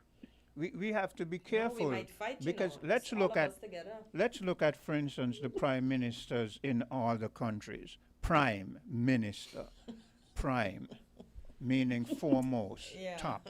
And look at what they do. They have a cabinet. Really, the prime minister, even though he is or she they're the prime person, they should consult with cabinet and come to decisions. But yet still, when it comes right down to it, the prime minister has the final say. So that's a bit of a exactly. And imagine, they cannot even be fear. And this is their own country. If they cannot be fair, because then if I'm not backing your party, I can't be fair with you. I can't treat you equal because I'm not backing you. You're not a part of my party. Can you imagine to bring in a stranger out of another country? Y'all have big points. Quinn started it, and you continue in it. But I didn't start it. You started it. No, I started it. You had your piece, and now Cleo had her piece. I meant you started the fact that you didn't buy what I was selling. Yes, Okay, one more thing before I go off the phone. I ran into a article from the Prime Minister saying how they will not treat the Haitian inhumane, and they will not this and they will not that. Sir, you think you may not be treating them inhumane, but even denying them entry into the country and setting a quota on them, isn't that just as bad as being inhumane to them or treating them unfairly? Yeah. I'm going to leave. What you say to that, Quinn? Look, I'm going to leave my poor prime minister alone. I think no mercy. I think we're man, give the man a break. He's sorry for the statements he's made. He's a human being. Look, I've made blunders in my life. If people didn't forgive me and move on, where would I be? Quinn, if he really sorry, he would take it back. Well, if he really maybe he'll come sorry, out and apologize eventually. No, not the apology. Apologizing and don't acting is too. It don't make sense. I apologize, but yet I don't fix what I did. Okay. So for you to be sorry, fix it, because it's something that can be fixed. It's not just something I hurt Quinn's feelings. I say I can just tell Quinn, I'm sorry for hurting your feelings, and Quinn say okay, and we hug and we good. But this is something that is, even if he apologized, it's still affecting the Haitians. Have you been following? Still denying them. Have you been following what's been happening to the Haitians in Bahamas, even those that are born there? But that's the whole thing. That's why I said they all are hypocrites. Yeah. Because remember I said when everybody coming down and they literally leave the prime minister and turn on Kitchen and the vision and abusing us. I had in that sense, I had to write some things on there and let them know they all are hypocrites. Yeah. Okay. Like I said, tell them don't come for us. You know? Listen, don't come for us. Yeah, because everybody fighting everyone against come them. out so somebody else can come in. All right, thank you so much We're for going your to take a bit of a contribution. commercial break, and we'll be right back. We're different. We're 98.9. 98.9. Win FM. If you need protection, you need one who you can trust. To secure your investment, you need one who'll do you just. TDC Insurance, you're the one that you can trust. TDC Insurance, you're always safe with us. TDC Insurance is your go-to insurance company for all your insurance needs. We take pride in offering you the best solutions and ensuring our customers are fully satisfied. TDC Insurance, we take good care of you, guaranteeing you peace of mind. You're always safe with us. What are you doing? She said, drink a root boy, I will do the work. You don't have to wind up yourself. You don't have to wind up yourself. Oh. She said, drink a root boy, I will do the work. You don't have to wind up yourself. You don't have to wind up yourself. Oh. Cause when we out and we active, living we life. So when we drink, drinking. Rude boy. So when we drink, drinking. Rude boy. Oh, Miss Lady, anyway you see we are we building up our vibes. So when we drink, drinking. Rude boy. So when we drink, drinking. Rude boy. Why? Come, build with us at Hostels Building and Nevis Centers. We don't just sell materials, we help you build your dreams. Whether it's a new home, a renovation, or a DIY project, we're here to make it happen. That's why we say, build with us. From foundation to finish, come to our stores where we have the best in building materials, hardware, tools, paints, expert advice, and more. Whatever you need, you can count on us. So if you're ready to get started, build with us. With Hostels Building and Nevis Centers, you're not just building a structure, you're building a future. Let us help you create something amazing. Dream with us, plan with us, grow with us, build with us. Come build with us at Hostels Building and Nevis Centers today. Build with us at Hostels.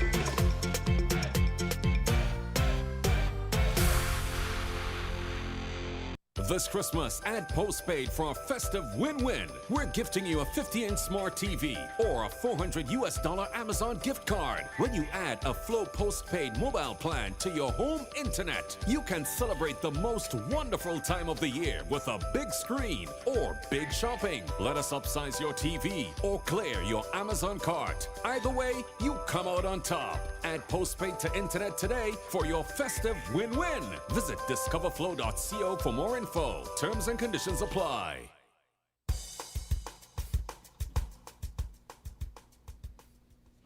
And it's just about 47 minutes after the hour of 9 as we continue along. Quint, you said you had a clip to Yeah, play. I You have want a to play clip. that? Before I play that clip, let me say, I remember back, and I'm sure you all can remember, when people like Trayvon Martin was killed, and the guy who was held up and he was complaining he couldn't breathe, killed. And we look back, way back to Rodney King, when we saw so many police beating this man, beating him, and the man is putting up his hand to defend himself, and the Caucasian people are saying, no, he's resisting, and Trayvon Martin, you hear, oh, there was marijuana in his blood, oh, he's a drug addict, and blah, blah, blah, and all kind of excuses. And the things that we as a black people were saying, you just disregarded them. But now that 2 Caucasians have died, and we have empathy for them, but a side of us is saying, when we hear you now, we say, but wait, is this deja vu? How is it that you sound like an echo of what we were saying? Oh, well, we don't see a gun. Oh, they should have done this and they should have done that. The very same things we used to say. And so I say that as a precursor to the clip that I'm now going to play. Listen to this. Remember when we said the police got too much power? When we screamed it in the streets and y'all called us thugs? Well, guess what? Now that baby you've been feeding just bit the hand that raised it, and suddenly everybody want to talk about police reform. Funny how that works, right? For years, decades even, we've been telling America that giving police unchecked authority was dangerous. We've been saying that I feared for my life was becoming a get-out-of-jail-free card that cops could play whenever they wanted to justify taking a life. But when black folks said it, when we marched after Michael Brown got left in the street for 4.5 hours, when we chanted after Tamir Rice, a 12-year-old baby, got shot in 2 seconds, when we took a knee with Kaepernick, when we burned it down after George Floyd got the life squeezed out of him for 8 minutes and 46 seconds, what did white America say? Radical, thug, lazy, domestic terrorists, looters, animals. They said we were exaggerating. They said if we just complied, we'd be fine. They said the cops were heroes, the thin blue line, the only thing standing between civilization and chaos. They bought the Punisher decals, the Blue Lives Matter flags, the whole package. They defended every single shooting, every chokehold, every knee on a neck. Well, he shouldn't have run. Well, she shouldn't have talked back. Well, if they just did what they were told. The excuses were endless, and the support for police was rock solid. But now Renee Good, a white woman from their community, gets unalived by an immigration and customs enforcement agent during what should have been a routine stop, and suddenly everybody got something to say about excessive force. Suddenly, people who spent years defending police tactics are out here sounding like Black Lives Matter organizers. Why didn't he shoot out her tires? Why didn't he just let her go and chase her later? This was unnecessary force. He escalated the situation. There were other options. She didn't deserve to die. Hold up, hold up, hold up. You mean to tell me that all those things we've been saying for years, all those alternatives we've been screaming about in the streets, all those de-escalation tactics we've been begging police to use, now you believe in them? Now you understand that shooting should be the last resort, not the first option? Now you get that there's supposed to be other ways to handle situations before somebody ends up dead? See, this is what kills me. When we said, why didn't they shoot the tires instead of shooting him in the back? We were told that's not how real life works, that we watch too many movies, that we don't understand police training. When we said, why didn't they just follow him instead of escalating? We were told that criminals don't get to dictate how police do their jobs. When we said somebody running away doesn't deserve a death sentence, we were told that if you run, you're showing you're guilty and dangerous. But Renee Good gets killed, and now the same people who said all that are asking why the agent didn't use those exact same tactics. The irony is so thick you could cut it with a knife, but I'm not laughing because a woman is dead, and that's tragic no matter what color she is. The difference is we've been knowing this tragedy. We've been living this tragedy. We've been burying our sons, our daughters, our brothers, our sisters because of this exact same mindset that the badge gives you the right to be judge, jury, and executioner. For years, white America co-signed every excuse. They backed every grand jury that refused to indict. They supported every internal investigation that found no wrongdoing. They voted for politicians who promised more funding for police with zero accountability, more military equipment, more power, less oversight. They created an environment where cops knew they could do whatever they wanted as long as they said those magic words, "I feared for my life." And if the person they shot was black or brown, even better, because then they had a whole community ready to dig through that victim's past to find any reason for why they deserved to die. Found a parking ticket from 10 years ago? Criminal? Posted a picture holding money? Thug? Wore a hoodie? Suspicious. Jaywalking? Death penalty. Selling loose cigarettes? Death penalty. Sleeping in your own bed when police raid the wrong house? Death penalty. Playing with a toy gun in a park? Death penalty. Having a mental health crisis? Death penalty. Running away? Death penalty. Reaching for your wallet? Death penalty. And white America said, well, maybe if they hadn't. But when it's Renee Good, suddenly there's no maybe if she hadn't. Suddenly she's a victim. A whole human being, not a suspect who brought it on herself. Suddenly, her life had inherent value that should have been protected. Suddenly, the agent should have done everything possible to avoid using lethal force. And you know what? They're absolutely right. He should have. Just like cops should have done that for Michael Brown, for Tamir Rice, for Philando Castile, for Breonna Taylor, for George Floyd, for Daunte Wright, for every single person who got killed when there were other options. This is what we've been trying to tell y'all. This is what we've been marching for. This is what we've been protesting for. This is what we've been kneeling for. The system y'all built, the system y'all protected, the system y'all defended. That system doesn't discriminate once it gets a taste for power. It just keeps eating. And now it done came for somebody from your community. And suddenly you understand what we've been saying all along. Black folks across America are sitting back watching this. And we're not celebrating. We're not happy. We're sad because another family got to experience the pain we know too well. But we're also saying, we tried to tell you. We've been telling you for years. You just didn't listen until it affected you.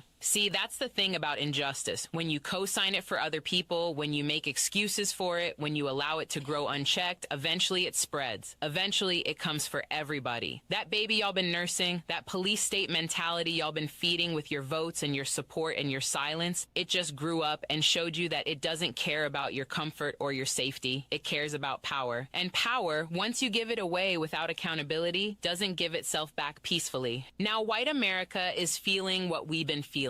The confusion when the people who are supposed to protect you become the threat. The anger when you realize the system isn't working the way you thought. The sense that something is fundamentally broken. The realization that when you give people authority without oversight, when you let them hide behind qualified immunity, when you accept, I feared for my life as a blank check to take life, you create monsters that eventually turn on everyone. Black Americans been trying to warn y'all. We've been the ones saying, if they can do this to us and get away with it, eventually they'll do it to everybody. But we got called radicals for wanting accountability. We got called anti-police for wanting reform. We got called troublemakers for wanting the Constitution to actually mean something when it comes to our lives. So here we are. Renee Good is gone, her family is devastated, and a community that spent years defending police success is now discovering what we already knew, that when you build a system where lives don't matter, eventually your life won't matter either. That's not me being cruel. That's me being honest about the consequences of the choices white America made when they had the chance to stand with us. The question now is, what are y'all going to do with this understanding? Because black folks, we've been organizing. We've been pushing for change. We've been demanding better even while y'all called us names. We already know what needs to happen. Real accountability, real oversight, real consequences when cops abuse their power, real training in de-escalation, real investment in community safety, real change in how we think about public safety.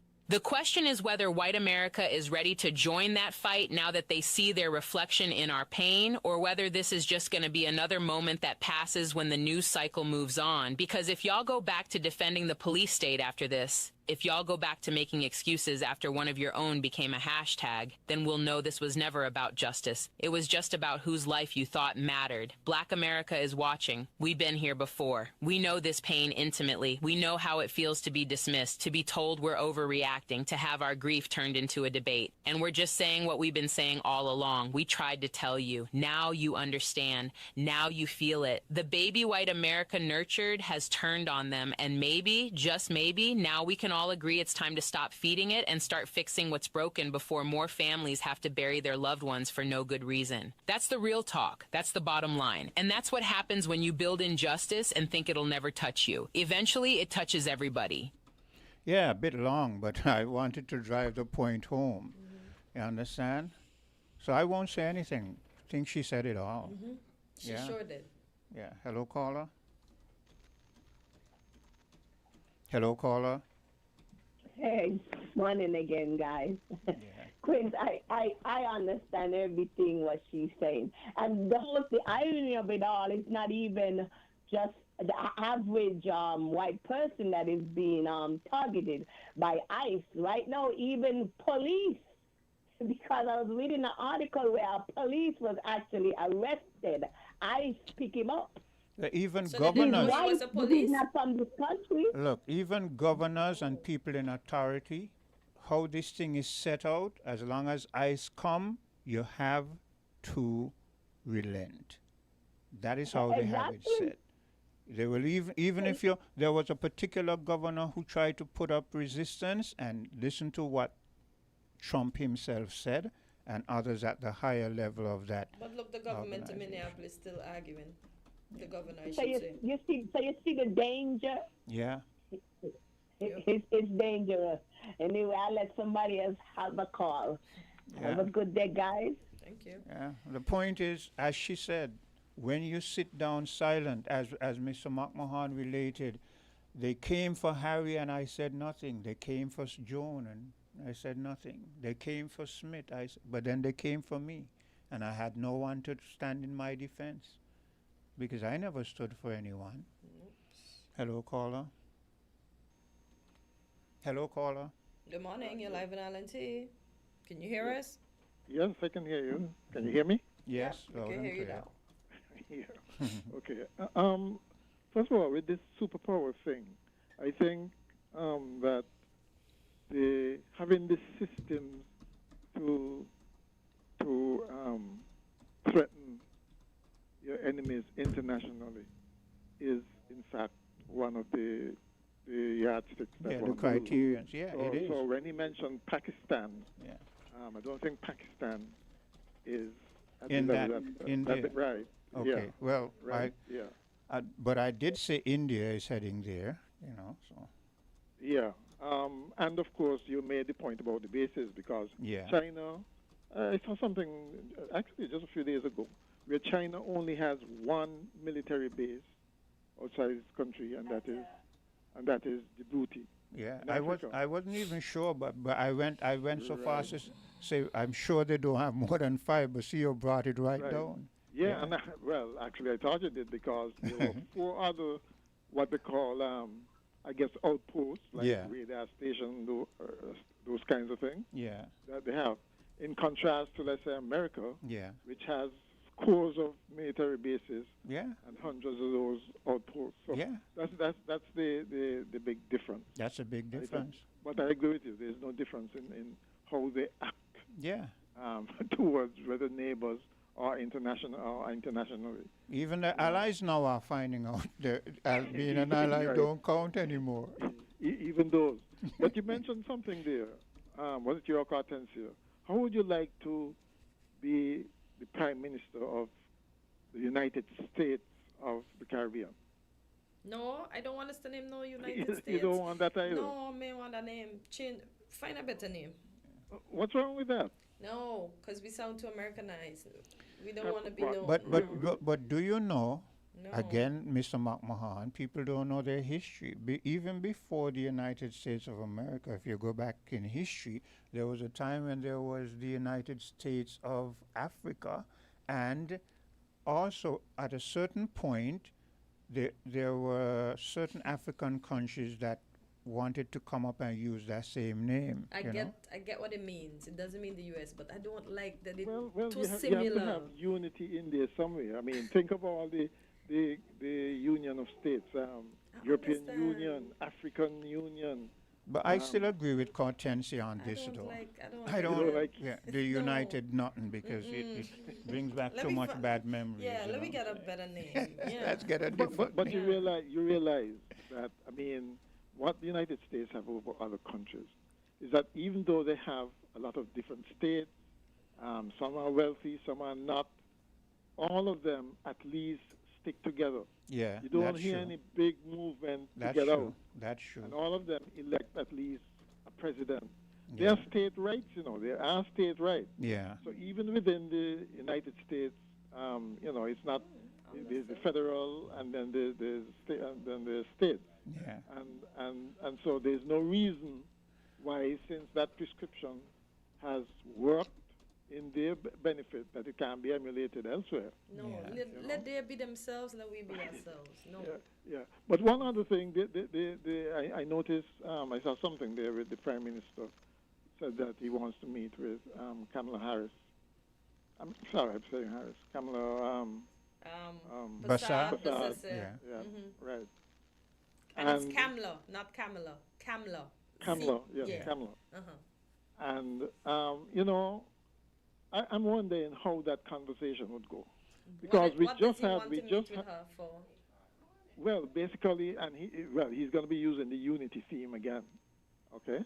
And I am wondering how that conversation is going to go because that the looking after our interests, the interests of St. Kitts and Nevis, was touted as one of the reasons why the policy on Haiti was adopted, okay? And the Trinidad Prime Minister has basically said the same thing, Trinidad first. Yeah. Well, if you're going to be uniting in one common purpose and so on, you got to give something, right? You don't get everything. Yeah. Otherwise, you'll never get a unified anything. I'm kind of tempted to query why he would want to meet with Ms. Bassett, but I'm going to leave that alone because right now I think our Prime Minister is under a lot of pressure, and I think anything that I say would only add more fuel to the flame. So I'm going to ease on him a while because I have a heart. I'm gonna hope that he does. I don't even agree. I think as the chair of CARICOM, maybe that's why. But I don't. Because he's the chair of and then we sound CARICOM, like we're not even together when we he sound is like obligated to do it. To do it. Yeah, but certain things, if I were in his position, certain things that I contemplate doing, I would not bring them out depending on the climate because it makes people question. Well, it was self-inflicted anyway. Yeah. But yes, he has to. The fact is, he is the chair right now, and I suppose he has to do what the chair is supposed to do. Yeah. Right? Yeah. But United States of the Caribbean. No time. I think you love this United States thing too much. Exactly, we don't want that. Let's be ourselves. Let's be okay. Let's be Caribbean authentic. United States then. No, well, you still use. I don't like. No. I don't like We're stealing. that We're acronym not. because it says cost. But No, it don't sound good. The, I don't like the language is so vast, and there's so many different phrasing that we can use that no man, that's.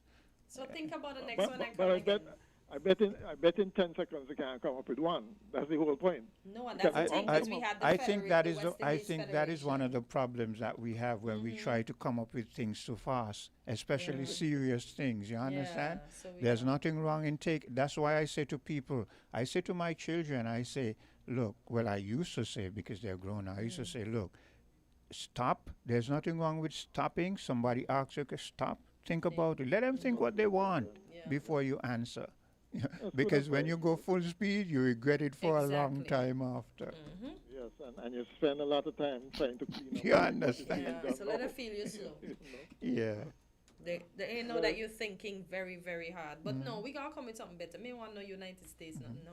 Let's let those people be themselves and let's be ourselves. But we're gonna come up with something. And we can't use Federation of the West Indies because that's what it was before. Again, that's So we have to look for bad something memory. else.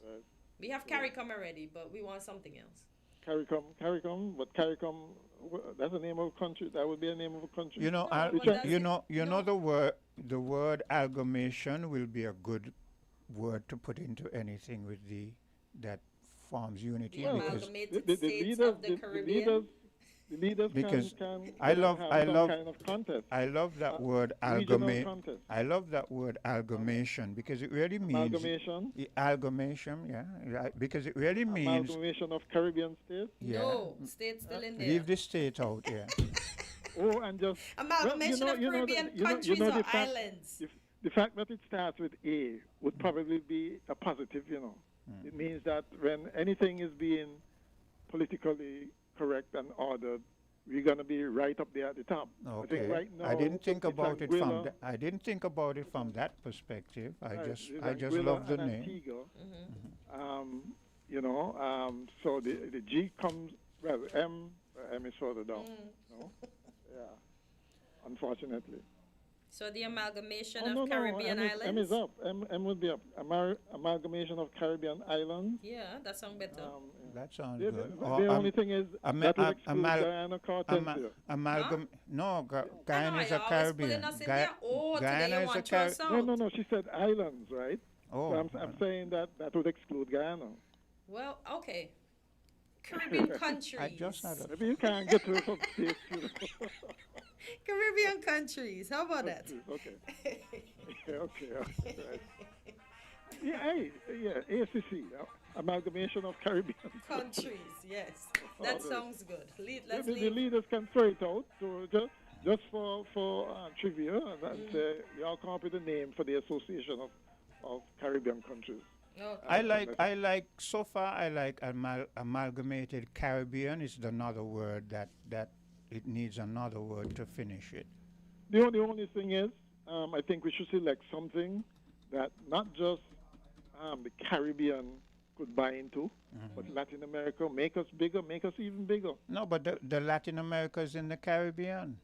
They are. It's No, just not- that not we. all of them, it's but not just- all of them. It's just that we have not included them. But if you really look back and if you hear them speak from historical perspective, No, but only some, and they are all generally small, are associated with the Caribbean. There are a lot of Pacific, like Argentina and Chile, and then you have Brazil down there. Yeah, all the way That's down. associated with the Caribbean. But do you know even Miami sometimes see themselves as Caribbean? But they are. Well, aren't they? Well, once you border the Caribbean Sea, aren't you Caribbean? I would think so, but a lot of us didn't think of it that way. Right, and I don't know that I don't know if Mexico consider them Caribbean. The Gulf of the Caribbean is what it should have been. Food for thought. Anyway, we're 10 minutes over right then. time. Yeah. Thank you for your contributions as Have a good usual. day. Right. Yeah, You too. same to you. So that's how we're going to end things for today. Any parting words, Cortensia? Just have a great Tuesday. Be kind, be yourself, and just push on. Okay. We're different. We're 98.9. 98.9. Win FM.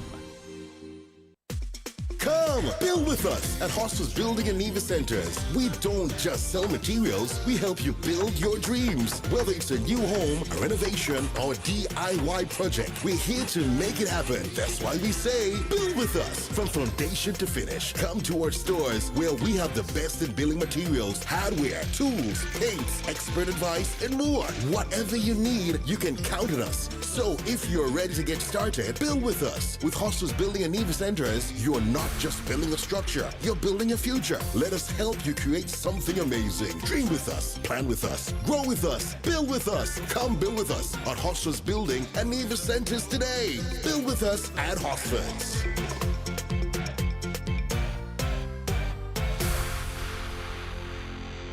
This Christmas, add postpaid for a festive win-win. We're gifting you a 50-inch smart TV or a $400 Amazon gift card. When you add a Flow postpaid mobile plan to your home internet, you can celebrate the most wonderful time of the year with a big screen or